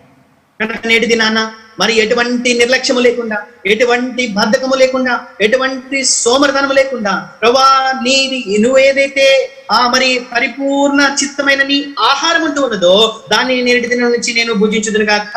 From today I will not only drink milk from the bottle, I want to sit at my father's table. కనుక నేటి దినం మొదలుకొని ఆ యొక్క పాలన మాత్రమే నేను తాగటం కాదు, కానీ నా తండ్రితో పాటుగా ఆయన బల్ల యొద్ద నేను కూర్చుని భుజిస్తాను। जैसे दाऊद ने मेफीबोशेत को लंगड़ा था उठाकर राजकुमारों के साथ मेज के ऊपर बैठाया, ఏ రీతిగా మెఫీబోషెతును ఆయన కుంటివాడైనప్పటికీ కూడా లేవనెత్తి రాజు భోజించు భోజనపు బల్ల యొద్ద కూర్చోబెట్టినాడు। हमारी निर्बलता, हमारी दुर्बलता, हमारी कमी घटिया सब उसको मालूम है, उसके बाद भी आज वो हमको उठाकर प्रभु यीशु मसीह के साथ उसकी मेज के ऊपर बिठाना चाहता है। మన యొక్క బలహీనత, మన యొక్క మూర్ఖత, మన యొక్క నిస్సహాయత అన్ని కూడా ఆయన ఎరిగి ఉంటున్నాడు। వాటన్నిటిని కూడా ఆయన అధిగమించి మనల్ని లేవనెత్తి ఆయన బల్ల యొద్ద ఆయన మనల్ని కూర్చొని పెట్టాలని కోరుతూ ఉంటున్నాడు। कभी कभी अपने बच्चों को जब मैं कुछ नई पदार्थ देता हूं खाने के लिए, కొన్నిసార్లు నా యొక్క బిడ్డలకు ఏదైనా తినడానికి కొత్త పదార్థం గాని ఇచ్చినట్లయితే पहली बार वो ऐसा करते हैं जैसे उनको उल्टी हो जाएगी, మరి మొదటిసారిగా వారు ఎలా ప్రవర్తిస్తారంటే వారికి వాంతి వచ్చేస్తుందేమో అన్నట్లు చూపిస్తారు। लेकिन समझाना पड़ता, नहीं बेटा ये तुम्हारे लिए बहुत ही अच्छा भोजन है ये। అయితే వారికి మళ్ళా చెప్పవలసి వస్తుంది, లేదు ఈ ఆహారం మీకు తింటే చాలా మంచిదే అని చెప్పవలసి వస్తుంది। और मैं अक्सर एक बात इस्तेमाल करता हूं, అనేక మార్లు నేను ఒక మాట వారి వరకు వాడుతూ ఉంటాను, you must develop the taste for this particular food. इस भोजन के लिए एक स्वाद तुमको बनाना पड़ेगा। ఈ యొక్క ఆహారం కొరకై ప్రత్యేకమైన రుచిని మీరు పెంపొందించుకోవాలని నేను చెప్తూ ఉంటాను। और जिस दिन वो स्वाद चख लिया, उसको बोलने की भी आवश्यकता नहीं है, वो चोरी कर करके भी खाएगा। కనుక ఏ దినమైతే ఆ యొక్క ఆహారం యొక్క రుచిని వారు ఎరుగుతారో ఇంకా వారికి చెప్పవలసిన అవసరం లేదు, అవసరమైతే దాన్ని దొంగిలించైనా తింటారు। ओ प्रियो, ऐसा ही आज से जब हमने प्रभु की परिपूर्ण इच्छा अन्न के समान करने की कोशिश की, आरंभ के 1-2 दिनों में 1-2 महीनों में तकलीफ लगेगा, लेकिन जैसे जैसे उसका स्वाद बढ़ता जाएगा आप सोचेंगे चाहे मैं अकेले हूं, चाहे मैं दुनिया में हूं, चाहे मैं परिवार में हूं, मुझको यही भोजन करना है, मुझको प्रभु की इच्छा ही पूरा करना है। కనుక ఆ రీతిగా మరి ఆ యొక్క సత్యవాక్యమును అనగా దేవుని యొక్క పరిపూర్ణమైన చిత్తాన్ని ఎరిగా ఆహారాన్ని భుజించడం మొదలు పెట్టినప్పుడు కొద్ది కాలం, కొన్ని నెలలు ఒకవేళ కష్టంగా ఉండవచ్చునేమో కానీ మరి మెల్లమెల్లగా దాన్ని మీరు అలవాటు చేసుకుని ఆ రుచిని ఎప్పుడైతే ఎరుగుతారో మరి ఇంకా ఆ యొక్క నువ్వు ఒంటరిగా ఉన్నా, నీ కుటుంబంలో ఉన్నా, నువ్వు ఎక్కడున్నా కానీ ఆ యొక్క ఆహారం కొరకు నువ్వు వెతుకులాడేవాడిగా ఉంటావు। अब परमेश्वर ने इस भोजन का पालन पोषण देने के लिए अपना पवित्र आत्मा दिया है। మరి ఈ యొక్క ఆహారాన్ని మనకి అనుగ్రహించిన కొరకే దేవుడు పరిశుద్ధాత్మని మనకు అనుగ్రహించి ఉంటున్నాడు. पवित्र आत्मा बहुत बड़े बड़े काम करता हमारे मसीही जीवन में, పరిశుద్ధాత్మ దేవుడు మన యొక్క క్రైస్తవ జీవితంలో ఎన్నో గొప్ప గొప్ప కార్యాలు ఆయన చేస్తారు. लेकिन भोजन खिलाने के विषय में ये दो काम करता है. భోజనాన్ని తినిపించే విషయంలో పరిశుద్ధాత్మ దేవుడు ఈ రెండు పనులు చేసేవారుగా ఉంటున్నారు. యోహన్నా सुसमाचार యోహాను సువార్త और उसकी आयत है 14 14వ అధ్యాయము और उसकी आयत है 26. 26వ వచనం. John chapter 14 and verse 26. परंतु सहायक अर्थात पवित्र आत्मा जिसे पिता मेरे नाम से भेजेगा वह तुम्हें सब बातें सिखाएगा और जो कुछ मैंने तुमसे कहा है वह सब तुम्हें स्मरण कराएगा. యోహాను సువార్త 14వ అధ్యాయం 26వ వచనము. ఆదరణకర్త అనగా తండ్రి నా నామమున పంపుబో పరిశుద్ధాత్మ సమస్తమును మీకు బోధించి నేను మీతో చెప్పిన సంగతులన్నిటినీ మీకు జ్ఞాపకం చేయను. जो कुछ मैंने तुमसे कह दिया, ఏదైతే నేను మీకు ఇప్పటికే చెప్పేసి ఉంటున్నానో, जो इच्छा को मैंने पिता की ओर से तुम्हारे लिए प्रकट कर दिया, మరి తండ్రి యొద్ద నుండి ఏదైతే చిత్తాన్ని మీ కొరకు నేను ప్రకటించినానో वो पवित्र आत्मा तुमको सिखाएगा. ఆ పరిశుద్ధాత్మ దేవుడు మీకు నేర్పిస్తాడు. और जब पवित्र आत्मा परमेश्वर की प्रकट इच्छा को सिखाता है और हम सीखते हुए उसको मानने लगते हैं, ఎప్పుడైతే ఆ ప్రకటింపబడిన దేవుని యొక్క చిత్తాన్ని పరిశుద్ధాత్మ దేవుడు మనకు నేర్పించి దాన్ని చేయటం మనం చేస్తూ ఉంటామో, अब देखिए दूसरा कदम यूहन्ना 16 और उसके 13 वचन में. మరి రెండవ అడుగును చూడండి. యోహాను సువార్త 16వ అధ్యాయం 13వ వచనం. John chapter 16 and verse 13. परंतु जब वह अर्थात सत्य का आत्मा आएगा तो तुम्हें सब सत्य में मार्ग बताएगा. कितना सुंदर है. हाँ, सत्य में मार्ग बताएगा, क्योंकि वह अपनी ओर से ना कहेगा परंतु जो कुछ सुनेगा वही कहेगा और आने वाली बातें तुम्हें बताएगा. యోహాను సువార్త 16వ అధ్యాయం 13వ వచనము. అయితే ఆయన అనగా సత్య స్వరూపి అయిన ఆత్మ వచ్చినప్పుడు మిమ్మల్ని సర్వ సత్యములోనికి నడిపించును. ఆయన తనంతట తానే ఏమీయో బోధింపగా వేటిని వినునో వాటిని బోధించి సంభవింపు సంగతులను మీకు తెలియజేయును. The Holy Spirit will teach me the revealed will of God. పరిశుద్ధాత్మ దేవుడు దేవుని చేత బయలుపరచబడిన చిత్తాన్ని నాకు బోధిస్తాడు. And when I learn and when I feed myself and obey it, మరి ఎప్పుడైతే దాన్ని నేర్చుకుని దానికి నేను విధేయత చూపుతూ ఉంటానో, the Holy Spirit will become my guide to lead me into the future will of God. కనుక పరిశుద్ధాత్మ దేవుడు దేవుని యొక్క భవిష్యత్తులో ఏ చిత్తం ఉంటూ ఉన్నదో దాన్ని ఎరుగుడు కొరకై నన్ను నడిపించేవాడిగా ఉంటాడు. Revealed will, प्रकट की इच्छा क्या है? ప్రకటింపబడిన చిత్తం ఏమై ఉంటున్నది? तू विश्वासी से ही विवाह करना. విశ్వాసినే నువ్వు పెళ్లి చేసుకోవాలి. लेकिन फ्यूचर विल क्या है? అయితే భవిష్యత్తులో ఉండే దేవుని చిత్తం ఏమిటి? वो विश्वासी कौन है वो भी बता देगा. ఆ విశ్వాసి ఎవరైంటున్నారో నువ్వు వివాహం చేసుకోవాల్సిన అది ఆయన తెలియపరిచేవాడిగా ఉంటాడు. जितना ज्यादा प्रकट की हुई प्रभु की इच्छा को मानते रहेंगे उतना ज्यादा भविष्य में उसकी इच्छा को आत्मा प्रकट करता चला जाएगा. ఎంత ఎక్కువగా దేవుని చేత ఇప్పటివరకే ప్రకటింపబడిన దేవుని చిత్తాన్ని మనం చేస్తూ ఉంటామో పరిశుద్ధాత్మ దేవుడు భవిష్యత్తులో దేవుని యొక్క చిత్తాన్ని మరి ఎక్కువగా మనకు బయలుపరిచేవాడిగా ఉంటున్నాడు. परमेश्वर ने अपने वचन में 6 तरीकों से अपनी इच्छा को प्रकट कर दिया है. మరి దేవుడు తన వాక్యమునందు 6 విధాలుగా దేవుని యొక్క చిత్తాన్ని ఇప్పటికే బయలుపరిచి ఉంటున్నాడు. इस सत्य के वचन के विरोध में हम कुछ कर भी नहीं सकते. ఆ సత్యవాక్యమునకు విరోధంగా మనం ఏమీయో చేయజాలము. इस प्रभु की इच्छा के विरोध में हम करना नहीं चाहिए. మరి దేవుని వాక్యానికి విరోధంగా ఆ చిత్తానికి విరోధంగా మనం విరోధంగా పని చేయకూడదు. इस प्रकट इच्छा को पूरा नहीं करेंगे तो आने वाले भविष्य के लिए तैयार नहीं हो सकेंगे.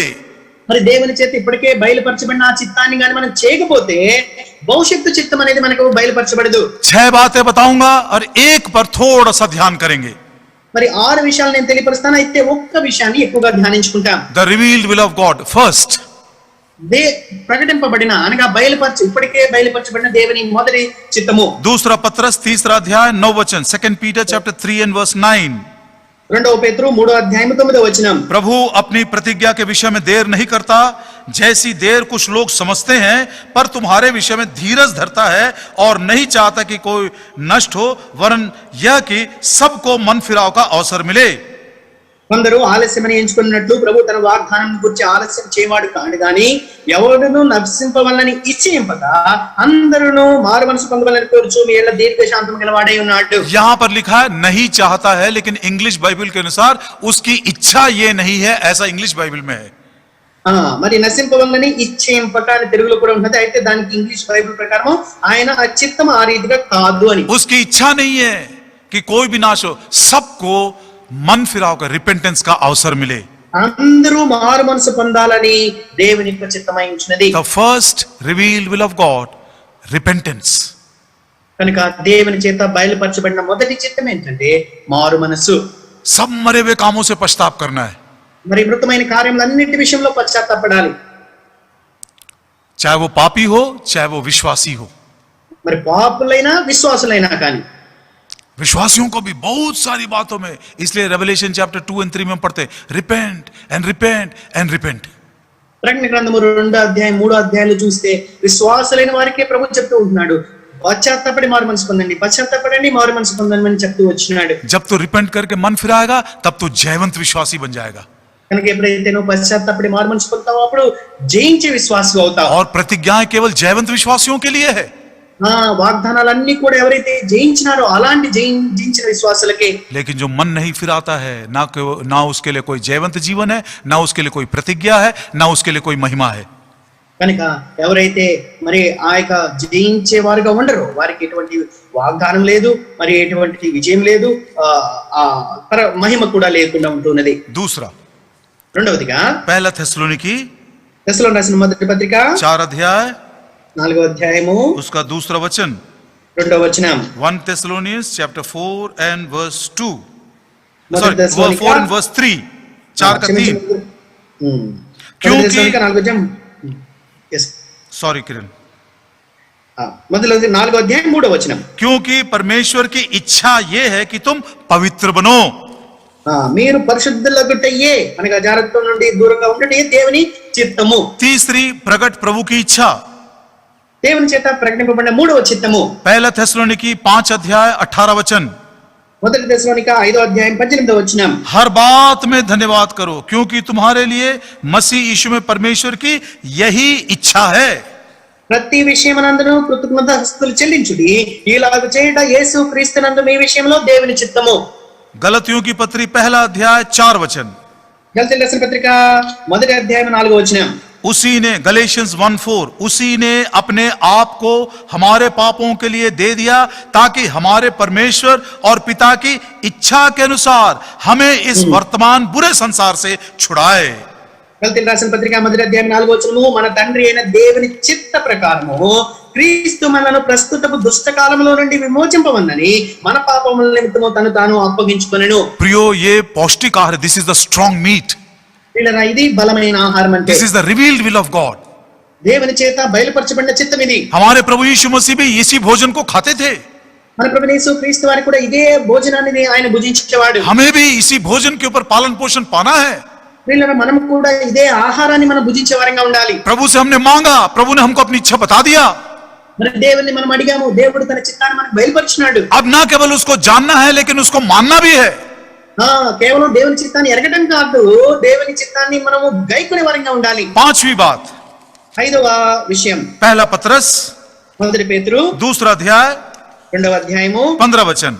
15వ వచనం. 1 Peter chapter 2 and verse 15. क्योंकि परमेश्वर की इच्छा यह है कि तुम भले काम करने के द्वारा निर्बुद्धि लोगों की अज्ञानता की बातों को बंद कर दो. మొదటి పేతురు 2వ అధ్యాయం 15వ వచనము, ఏలయనగా మీరిట్లు యుక్త ప్రవర్తన గలవారై అజ్ఞానంగా మాట్లాడు మూర్ఖుల నోరు మోయుట దేవుని చిత్తము. भलाई से बुराई को जीतना है. మేలు చేత కీడును జయించుట.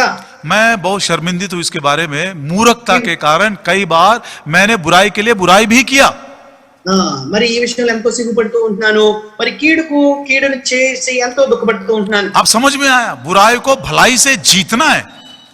కీడును మేలు చేత జయించాలని ఇప్పుడు అర్థమై ఉంటున్నది. रोमियो की पत्री రోమీయులకు రాసిన పత్రిక 12 अध्याय 12వ అధ్యాయము 21 वचन 21.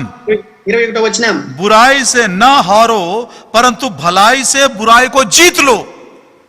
రోమీయులకు రాసిన పత్రిక 12వ అధ్యాయం 21వ వచనము, కీడు వలన జయింపబడక మేలు చేత కీడును జయించుము. 5 बातें हमने देखा. 5 విషయాలు మనం చూస్తూ వచ్చినాం. ये प्रभु की प्रकट इच्छा है. దేవుని చేత ఇప్పటి వరకే ప్రకటింపబడిన చిత్తము. जितना इसको मानते जाएंगे पवित्र आत्मा हमको भविष्य के इच्छा के लिए गाइड करेगा, उसमें हमको लेकर जाएगा. ఎంత ఎక్కువగా వీటిని మనం గైకుంటూ ఉంటామో పరిశుద్ధాత్మ దేవుడు భవిష్యత్తు యొక్క చిత్తం కొరకు మనల్ని నడిపిస్తూ ఉంటాడు. पहला మొదటిగా repentance, పశ్చాత్తాపము, second రెండవది sanctification, పరిశుద్ధపరచబడుట, thirdly మూడవది thanksgiving, మరి దేవునికి కృతజ్ఞతాస్తుతులు చెల్లించుట, चौथा నాలుగవది deliverance from present evil world, ప్రస్తుత దుష్ట కాలం నుంచి విడుదల నొందుట, पांचवा ఐదవది overcome evil with good. మరి మేలు చేత కీడును జయించుట. जैसे मैंने कहा, एक को थोड़ा सा 4 मिनट समझाऊंगा. నేను మీకుతో చెప్పినాను ఈ ఐదిట్లో ఒక విషయాన్ని మనము ధ్యానించుకుంటామని. छठवीं और आखिरी बात है इफिसियों की पत्री, उसका पहला अध्याय 5 वचन. ఎఫెసీయుల రాసిన పత్రిక మొదటి అధ్యాయము 5వ వచనం. ये 6th and the last है. ఆరవది చివరి దేవుని చేత ప్రకటింపబడ్డ చిత్తం ఇది. इफिसियों का 1 और 5 में लिखा है, और अपनी इच्छा के भले अभिप्राय के अनुसार हमें अपने लिए पहले से ठहराया कि यीशु मसीह के द्वारा हम उसके लेपालक पुत्र हो जाएं. మనకి 4, 6 తెలుగులో కలిసి ఉన్నాయి. అయితే మధ్య భాగంలో ఉంటున్నది తన చిత్త ప్రకారమైన దయా సంకల్పము చొప్పున యేసు క్రీస్తు ద్వారా తనకు కుమారులుగా స్వీకరించుటకై. adoption is the will of God, is the good pleasure of his will. बोलता है तुमको मैं अपने लेपालक पुत्र के समान खुशी के साथ, प्रसन्नता के साथ मैं अंगीकार करना चाहता हूं.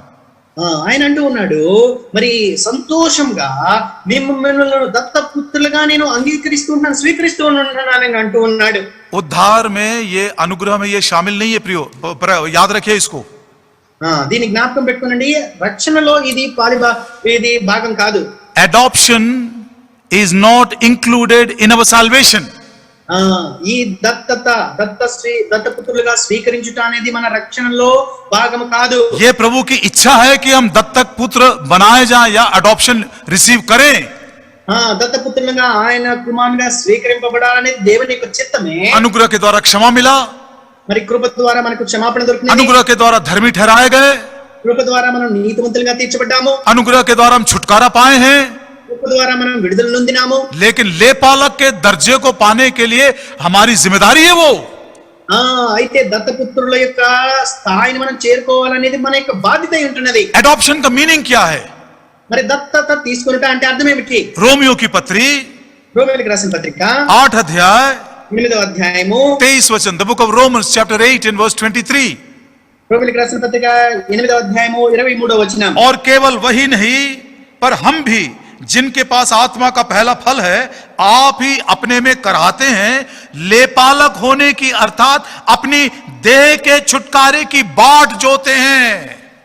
రోమీయులకు రాసిన పత్రిక 8వ అధ్యాయము 23వ వచనము. అంతేకాదు ఆత్మ యొక్క ప్రథమ ఫలముల నుండి మనము కూడా దత్తపుత్రత్వము కొరకు అనగా మన దేహం యొక్క విమోచనం కొరకు కనిపెట్టచ్చు మనలో మనం మూలుగుచున్నాము. हमारा उद्धार 3 बातों में, 3 दर्जों में है. మన యొక్క రక్షణ 3 దశలుగా ఉంటున్నది. जब हमने पाप किया था परमेश्वर के विरोध में, దేవునికి విరోధంగా ఎప్పుడైతే మనం పాపం చేసినామో हमारे आत्मा में मृत्यु आया, మన ఆత్మలో మరణం వచ్చినది. हमारे प्राण में अंधकार आ गया, మన యొక్క ప్రాణంలో మరి చీకటి అనేది వచ్చినది. और हमारा देह बिल्कुल दूषित हो गया और वो बिल्कुल करप्ट हो गया. మన యొక్క దేహాలు శరీరములు మలినమైపోయి ఉంటున్నాయి. कई बार हमने इसको भाई बख्श सिंह के मुंह से सुना, అనేక మార్లు సౌలు బక్సి అంకుల్ గారి యొక్క నోట్ నుంచి ఈ మాటలు మనం విన్నాం. कई बार प्रचारकों को दोहराते हुए हमने सुना. అనేక మార్లు బోధకులైన వారు ఈ యొక్క మాటలు మరలా మరలా చెప్పడాన్ని మనం విన్నాం. आज प्रभु अपने आत्मा के द्वारा अंडरलाइन करके इन बातों का महत्व बता रहा है. నేటి దినాన మరలా దేవుడు తన పరిశుద్ధాత్మ ద్వారా మరి ఆ మాటల్లో ఉన్న మహత్వాన్ని ఈ దినాన తెలియపరుస్తూ ఉంటున్నాడు. The day we sinned against this holy God, పరిశుద్ధ దేవునికి విరోధంగా ఏ దినమైతే మనం పాపం చేసినామో our spirit became dead, మన యొక్క ఆత్మ మృతమైపోయినది. our soul was darkened, మన యొక్క ప్రాణము అంధకారమైపోయినది. and our body was defiled. మన యొక్క దేహములు అపవిత్రములై ఉంటున్నాయి. But the day we believed on the Lord Jesus Christ, అయితే ఏ రోజైతే ప్రభువు యేసుక్రీస్తునందు విశ్వాసం ఉంచినామో we who were dead in our sins and trespasses, we were quickened with new life. Our spirit became lively. అపరాధముల చేత పాపముల చేత చచ్చిన మనము మన యొక్క ఆత్మ దేవుని చేత జీవింపబడి ఉంటున్నది. और आज हम वचन के द्वारा रोज बरोज जो अंधकार हमारे प्राण में आ गया था हमारे जीवन में, उसको वचन की ज्योति में, आत्मा की ज्योति में धीरे धीरे उसके ऊपर विजय पाते चले जा रहे हैं. There was light in our soul. కనుక ఆ రీతిగా ఎప్పుడైతే ఆత్మ చేత జీవింపబడ్డామో మన ప్రాణాల్లో ఏదైతే అంధకారం ఉన్నదో దేవుని యొక్క వాక్యపు వెలుగు చేత అంధకారాన్ని మనం పారదోలుతూ ఉంటున్నాం. हमारे आत्मा का उद्धार हो गया ఇప్పుడు మన ఆత్మకు రక్షణ దొరికినది. और हम मरेंगे नहीं. ఇంకా మనం చనిపోము. हमको नया जीवन मिला है. మనకు నూతన జీవం దొరికినది. और आज प्रभु के अनुग्रह के द्वारा, उसके वचनों के द्वारा हमारे प्राण में डेली सैल्वेशन को हम वर्कआउट कर रहे हैं. మరి దేవుని వాక్యం ద్వారా దేవుని యొక్క కృప చేత మన యొక్క ప్రాణంలో అనుదినము ఆ యొక్క రక్షణను మనము అభ్యాసం చేసుకుంటూ ఉన్నాము. और जो अपने प्राणों में डेली सैल्वेशन को वर्कआउट कर रहे हैं वे ही लोग कल के दिन अपने देह में भी जो डिफाइल हो गया है उसमें परिवर्तन पा जाएंगे. देह का भी छुटकारा हो जाएगा. ఎవరైతే అనుదినము కూడా ఈ యొక్క ప్రాణములో ఈ యొక్క రక్షణను భయంతో వణుకుతో కొనసాగించుకుంటూ అభ్యాసం చేస్తూ ఉంటారు, వారు ఒకానొక దినాన అపవిత్రమైన ఈ దేహముల యొక్క విమోచన అనగా ఆ మూడవ రక్షణ మనం పొందుకునే వారిగా ఉంటారు. ये देह से भी छुटकारा मिल जाएगा. ఈ దేహం నుంచి కూడా మనం విడుదల పొందేవారు. That redemption of the body is called adoption. ఆ దేహం యొక్క విమోచననే దత్తపుత్రత్వము అని చెప్పి ఉంటాం. इस बात के विषय में पौलुस पहले थेसलोनिकी 4 अध्याय 16 और 17 में कहता है. ఈ విషయం గురించి అపోస్తలుడైన పౌలు దశలోనికీయులకు రాసిన పత్రిక 4 అధ్యాయం 16 17 వచనాల్లో చెప్తూ ఉంటున్నాడు. जब हमारे प्रभु यीशु मसीह आएंगे मध्याकाश में, మన ప్రభు యేసుక్రీస్తు వారు ఎప్పుడైతే మధ్య ఆకాశానికి వస్తారో, जो पहले से ही मसीह में सो गए हैं, ఎవరైతే అప్పటికే క్రీస్తునందు మృతులైన వారు ఉంటున్నారో, जो प्रभु के साथ साथ चल रहे थे, మరి ఎవరైతే ప్రభుతో పాటుగా నడుస్తూ ఉండినారో, जो प्रभु के लिए तैयार थे, ఎవరైతే ప్రభు కొరకు సిద్ధంగా ఉండినారో, जो प्रभु के आगमन को प्रिय जानते थे, ఎవరైతే దేవుని యొక్క రాకడను మరి ప్రేమగా ఇష్టపడే వారిగా ఉంటున్నారో, जो जयवंत जीवन बिताते थे, ఎవరైతే విజయవంతమైన జీవితాన్ని జీవిస్తూ ఉంటున్నారో, और जो प्रभु में सो गए हैं, ఎవరైతే ప్రభునందు నిద్రించినారో वो उठेंगे. వీరందరూ కూడా లేస్తారు. मान लीजिए आपकी जो वेट है 80 किलो की, 80 kg से गई है, బహుశా మీరు ఈ రీతిగా అంటున్నా, మీ యొక్క బరువు 80 కిలోలు అనుకుందాం. और वो 80 किलो मिट्टी में चला गया. మరి ఆ 80 కిలోలు మట్టిలోనే పాతి పెట్టబడ్డాయి. लेकिन जिस दिन ये देह का छुटकारा होगा, जिस दिन एडॉप्शन आएगा, మరి ఏ దినమైతే ఈ దేహం యొక్క విమోచన కలుగుతుందో అనగా దత్తపుత్రత్వాన్ని పొందుకుంటామో, वो ही 80 किलो की वो मट्टी बदलकर महिमा के देह में, ग्लोरीफाइड बॉडी में बदल जाएगी.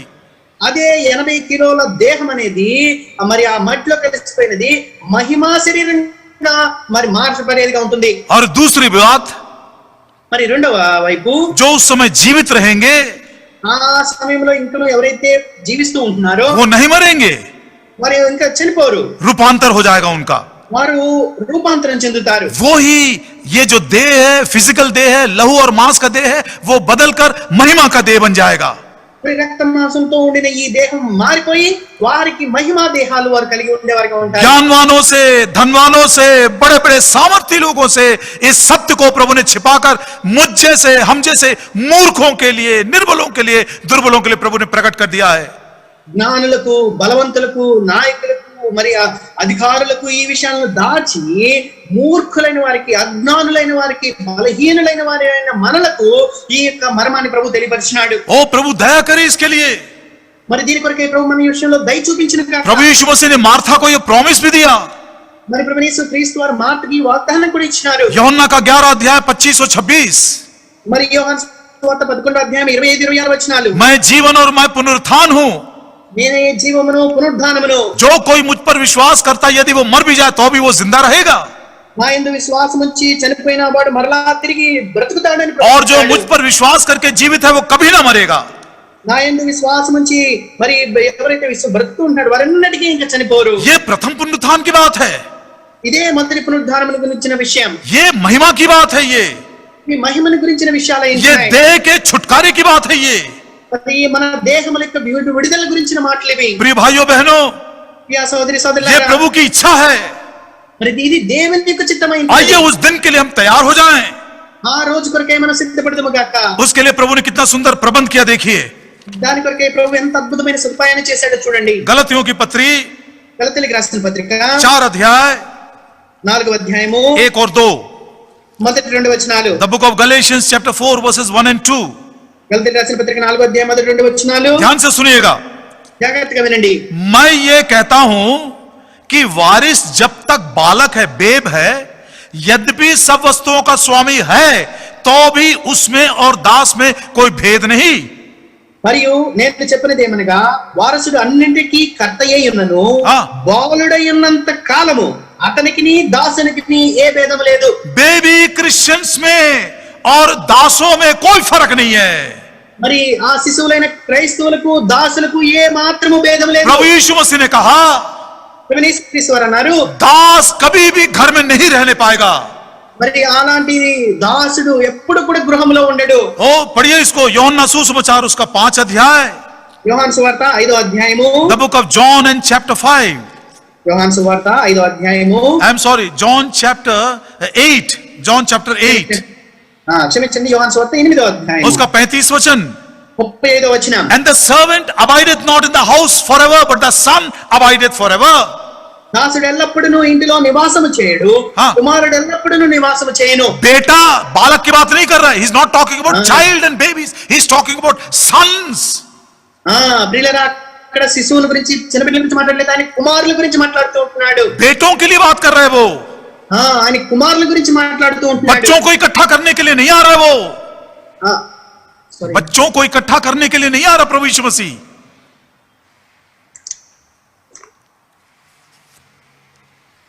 Can you come again? Sorry. बच्चों को इकट्ठा करने के लिए Jesus is not coming to gather small babies. ఆయన శిశువులను సమకూర్చడానికి ప్రభువైన యేసుక్రీస్తు వారు రావట్లేదు. He is coming to gather his sons. ఆయన కుమారులను సమకూర్చడానికి ప్రభువైన యేసుక్రీస్తు వారు రాబోతూ ఉంటున్నాడు. उस दिन वो अपने बेटों को प्रकट करना चाहता है. ఆ దినాన తన కుమారులను ఆయన బయలుపరచబడబోతూ ఉంటున్నాడు. वारिस होने के बाद भी, नया जन्म पाने के बाद भी, उद्धार पाने के बाद भी, जब तक हम बालक हैं, बेबीज हैं, हम में और दासों में कोई फर्क नहीं है. और उसी समय में यदि प्रभु यीशु मसीह आ जाएंगे, ये दास लोग घर में नहीं जाएंगे. मेरे पिता के घर में बहुत सारे रहने के स्थान है. పిల్లరా, జాగ్రత్తగా గమనించండి. వారసులమైనప్పటికీ, అనగా రక్షణ పొందినప్పటికీ, మరి ఎప్పటి వరకైతే మనము మరి ఆ యొక్క శిశువులుగానే ఉంటామో, దాసులకు మనకు ఏ మాత్రమో తేడా లేదు. మరి కుమారులు మాత్రమే ఆయన తీసుకుని వెళ్ళేవాడిగా ఉంటున్నాడు. దాసుడు ఏ మాత్రమో గృహంలో ఉండడు. प्रभु यीशु मसीह ने कहा, मेरे पिता के घर में बहुत सारे रहने के स्थान है. वो घर में बच्चों को नहीं मिलेगा स्थान.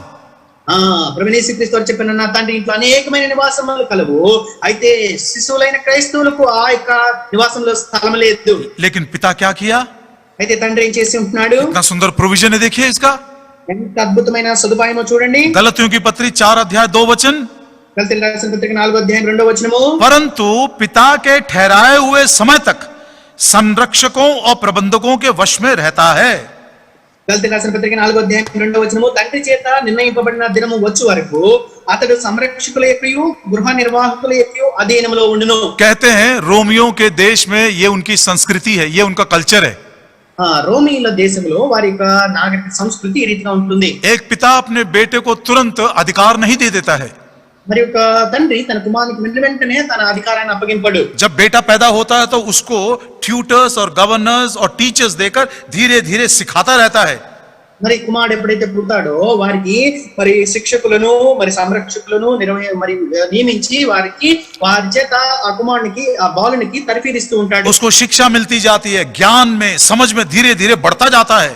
మరి జ్ఞానంలో, మరి మిగతా కార్యంలో వారికి తర్ఫీదు ఇవ్వబడుతూ ఉంటుంది. మెల్లమెల్లగా ఎదుగుతూ ఉంటాడు. पिता ने वो टाइम ठहरा दिया है. पिता ने इतना साल ठहरा दिया है.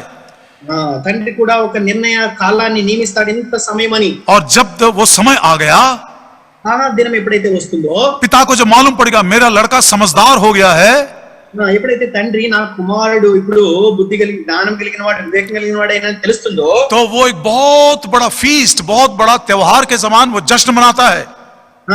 అప్పుడు ఒక పెద్ద పండుగను, ఉత్సవంగా ఆయన జరిపేవాడిగా ఉంటాడు. सारे गांव के लोगों को वो निमंत्रण देता है. ఆ పట్టణంలో, ఆ గ్రామంలో ఉన్న వారందరినీ కూడా ఆహ్వానిస్తాడు. और उस दिन वो लड़का और उसका पिताजी उस प्लेटफॉर्म के ऊपर खड़े हो जाते हैं. మరి ఆ దినాన ఆ యొక్క తండ్రి ఆ యొక్క వేదిక మీద నిలబడి, साल में एक बार ये होता है, మరి సంవత్సరానికి ఒకసారి జరుగుతుంది. एवरी मार्च 17 को होता है. 17 मार्च को ये त्योहार मनाते हैं. మార్చి నెల 17వ తారీఖున ఇలాంటి పండుగ అనేది ఆ దేశంలో జరుగుతుంది. उनके भाषा में इसको लिबरालिया कहते हैं, इस फीस्ट को लिबरालिया कहते हैं. ఈ పండుగను లిబరాలియా అని వారు పిలుస్తారు. लेकिन मैं इस भाषा में बोलूंगा, it is, I will call it the day of adoption. నేను దీన్ని మన యొక్క భాషలో మరి ఆ దత్తపుత్రులుగా స్వీకరించే దినము. उस दिन पिताजी सारे गांव वालों के सामने ये घोषित करता है. మరి ఆ దినాన తండ్రి ఆ గ్రామస్తులందరి ఎదుట ఈ రీతిగా ప్రకటిస్తాడు. 18 साल पहले ये मेरे घर में जन्मा था. 18 సంవత్సరాల క్రితం ఈ యొక్క శిశువు బిడ్డ నా యొక్క గృహంలో జన్మించాడు. मैंने इसको तैयार किया, నేను వీరిని సిద్ధపరిచాను. बुद्धि और समझ के साथ इसको मैंने बढ़ाया. బుద్ధితో జ్ఞానంతో పెంపించాను. अब ये भले और बुरे को जानता है.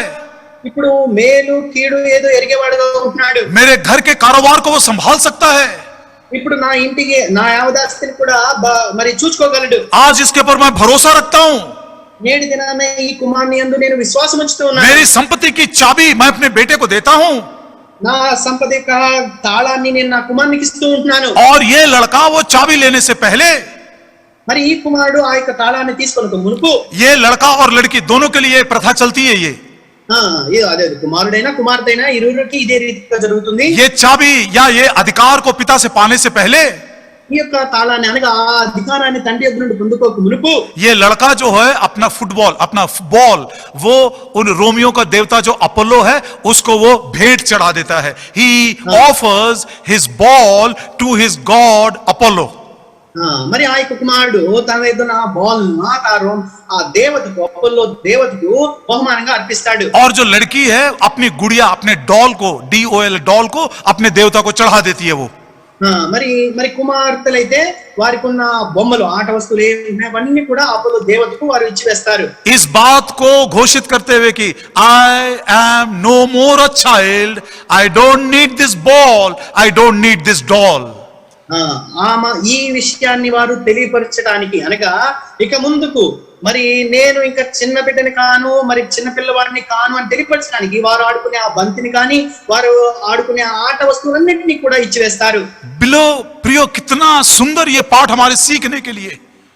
మనం నేర్చుకోవడానికి ఇది ఎంత అద్భుతమైన పాఠంగా ఉంటూ ఉన్నది. पौलुस कहता है, పౌలు అంటాడు, when I was a child, I thought like a child, I spake like a child, and I behaved like a child. నేను చిన్నవాడిగా ఉండినప్పుడు చిన్నవాని వలె ఆలోచించినాను, చిన్నవాని వలె మాట్లాడినాను, చిన్నవాని వలె ప్రవర్తిస్తూ వచ్చినాను. But now when I'm grown up, I throw away childish things. बचपना को मैं फेंक देता हूँ. మరి అయితే నేను పెద్దవాడినైన తర్వాత వాటన్నిటిని నేను కూడా పారవేసినానని అంటాడు. I want to get that word, please. 2 Corinthians.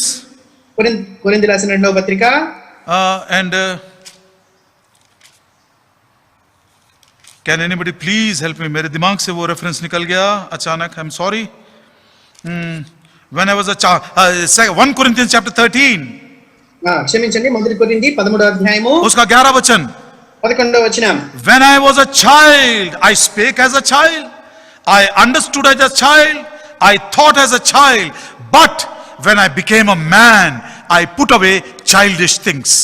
1 కొరింథీ 13వ అధ్యాయం 11వ వచనము, నేను పిల్లవాడినై ఉన్నప్పుడు పిల్లవాని వలె మాట్లాడితిని, పిల్లవాని వలె తలంచితిని, పిల్లవాని వలె యోచించితిని, ఇప్పుడు పెద్దవాడినై పిల్లవాని చేష్టలు మానివేసితిని. संसार के लोगों ने ये पद्धत निकाला कि जिस दिन अपने पिता से अपने पुत्र और पुत्री होने की घोषणा सारी दुनिया को करता है और उस अधिकार को पाने से पहले अपनी गेंद और अपनी गुड़िया को अपने देवता को समर्पण कर कहता है, आज मैंने बचपना को छोड़ दिया है. కనుక ఈ లోకస్తులే ఇలాంటి ఆచారాన్ని వారు పెట్టుకుని ఉంటున్నారు.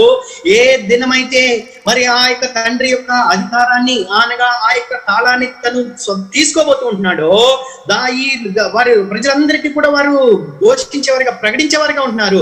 ఇక ముందుకు నేను పిల్లవాడిని కాను అని తెలియపరచడానికి వారి యొక్క నా బంతిని కానీ ఆ యొక్క ఆడుకునే బొమ్మలన్నీ కూడా వారు పారివేసి ఇక నేను పిల్లవాడిని కాను అని చెప్తూ ఉంటున్నారు. जब मैं बालक था तो मैं बालकों के समान बोलता था, बालकों सा मन था, बालकों की समझ थी, परंतु जब सियाना हो गया तो बालकों की बातें छोड़ दी मैंने. I have left it. Nobody took it from me. I have left out all the childish things. నేను పిల్లవాడినై ఉన్న పిల్లవాని వలె మాట్లాడి తిని, తలంచి తిని, యోచించి తిని, అయితే పెద్దవాడినై పిల్లవాడిని చేస్తున్నాను నేను మానివేసినాను. అంటే ఎవరు నన్ను మాన్పించలేదు, నా అయితే తీసుకోలేదు, నేనే విడిచిపెట్టేసినాను. Dear children of God, Priya దేవుని బిడ్డలారా, This is God's will for me, for my children, and for all His people. కనుక ఇది నా కొరకు, నా బిడ్డల కొరకు, దేవుని బిడ్డలందరి కొరకు దేవుని యొక్క చిత్తమై ఉంటున్నది. वो हमको अपने पुत्र के समान अडॉप्ट करना चाहता है. మనలను ఆయన తన కుమారులుగా మరి దత్తత తీసుకోవాలని కోరుతూ ఉంటున్నాడు. हमारे देह को छुटकारा देना चाहता है. మన దేహములకు విడుదలనివ్వాలని ఆయన కోరుతూ ఉంటున్నాడు. पाप और निर्बलता और सब प्रकार के गिरे हुए स्वभाव से घिरे इस देह को वो छुटकारा देकर महिमा के देह में बदल देना चाहता है. పాపము చేత బలహీనత చేత నింపబడిన ఈ యొక్క దేహములకు విడుదలనివ్వాలని ప్రభు కోరుతూ ఉంటున్నాడు. प्रथम पुनरुत्थान में भाग देना चाहता है. మరి మొదటి పునరుద్ధానంలో పాలుపంపులు దయచేయాలని ప్రభు కోరుతూ ఉంటున్నాడు. यरूशलेम के सिंहासन पर बैठकर राज्यों के ऊपर राज करने का अधिकार देना चाहता है. మరి యెరూషలేములో సింహాసనం మీద కూర్చొని మరి రాజ్యాన్ని పాలించే అధికారాన్ని వాళ్ళని ప్రభు కోరుతూ ఉంటున్నాడు. Today leave out all childish things. सब बच्चों की बातों को त्याग दीजिए, छोड़ दीजिए. కనుక నేడే పిల్లవాని చేష్టలన్నిటినీ కూడా మానివేయండి, విడిచిపెట్టండి. ऐसे लोगों को प्रभु सारी दुनिया के सामने, स्वर्ग के सामने, दूतों के सामने प्रकट करेगा. ये मेरे वो पुत्र हैं जिसको आज मैं अपने बेटों के समान ग्रहण करता हूं और ये मेरे साथ सिंहासन पर बैठकर राज्य करेंगे. కనుక అలాంటి వారందరినీ కూడా దేవుడు తన పరిశుద్ధ దేవతలందరి ఎదుట ఇదిగో వీరు నా కుమారులై ఉంటున్నారు మరి అని చెప్పి ఆయన సింహాసనం మీద మనల్ని కూర్చుండబెట్టేవాడిగా ఉంటున్నాడు. प्रभु दया करे प्रियो, उसकी इच्छा है कि हम बालक न रहे लेकिन हम परिपक्वता की तरफ बढ़ते चले जाए. కనుక మనం శిశుల వలె, చిన్న బిడ్డల వలె ఉండక ఆత్మీయంగా పరిపక్వతలోనికి వెళ్ళాలని ప్రభువుని యొక్క దేవుని యొక్క చిత్తమై ఉంటున్నది. यदि अभी तक आपने रिपेंट नहीं किए हैं, ఒకవేళ మీరు ఇంకనూ పశ్చాత్తాపడి మారు మనసు పొందకపోతే, the day of manifestation of the sons of glory, महिमा के पुत्रों का प्रकट होना कब होगा ये किसी को नहीं मालूम है. वो दिन आने से पहले आप मन फिराइए, प्रभु से क्षमा पाइए, नया जीवन पाकर उसी परिपक्वता की तरफ बढ़ते चले जाइए. కనుక మహిమ కుమారుల యొక్క ప్రత్యక్షత ఎప్పుడు జరగబోతుందో ఎవ్వరికీ కూడా తెలియదు. ఆ దినము రాక మునిపే మీ యొక్క జీవితంలో పశ్చాత్తాపపడి మారు మనసు పొందు. कुछ सूचनाएं ध्यान से सुन लीजिए. కొన్ని ప్రకటనలు ఉంటున్నాయి, జాగ్రత్తగా వినండి. लोगांव की sister Rebecca Samuel Tirkey gall bladder stones के कारण बहुत ज्यादा पीड़ित है. शायद कल उनका ऑपरेशन होगा. మరి లోగాంలో రెబెకా శామ్యూల్ తిరికే మరి గాల్ బ్లాడర్ లో మరి ఉన్న రాళ్ళను బట్టి ఎంతో ఇబ్బంది పడుతుంది. బహుశా రేపటి దినాన దానికి ఆపరేషన్ రేపు జరగవచ్చు. भाई मैथ्यू के छोटे भाई कोरबा में हैं, भाई KM जॉर्ज. कल के दिन उनका ओपन हार्ट सर्जरी है, उनको जरूर याद करिए. సౌల్ కే మాథ్యూ గారి యొక్క మరి సహోదరుడు KM జార్జ్ గారు రేపటి దినాన మరి ఓపెన్ హార్ట్ सर्जरी జరగబోతున్నది. ఆయన యొక్క ప్రార్థనలో మీరు జ్ఞాపకం పెట్టుకోండి. भाई मैथ्यू का ग्रैंडसन डैनियल घर वापस आ गया है और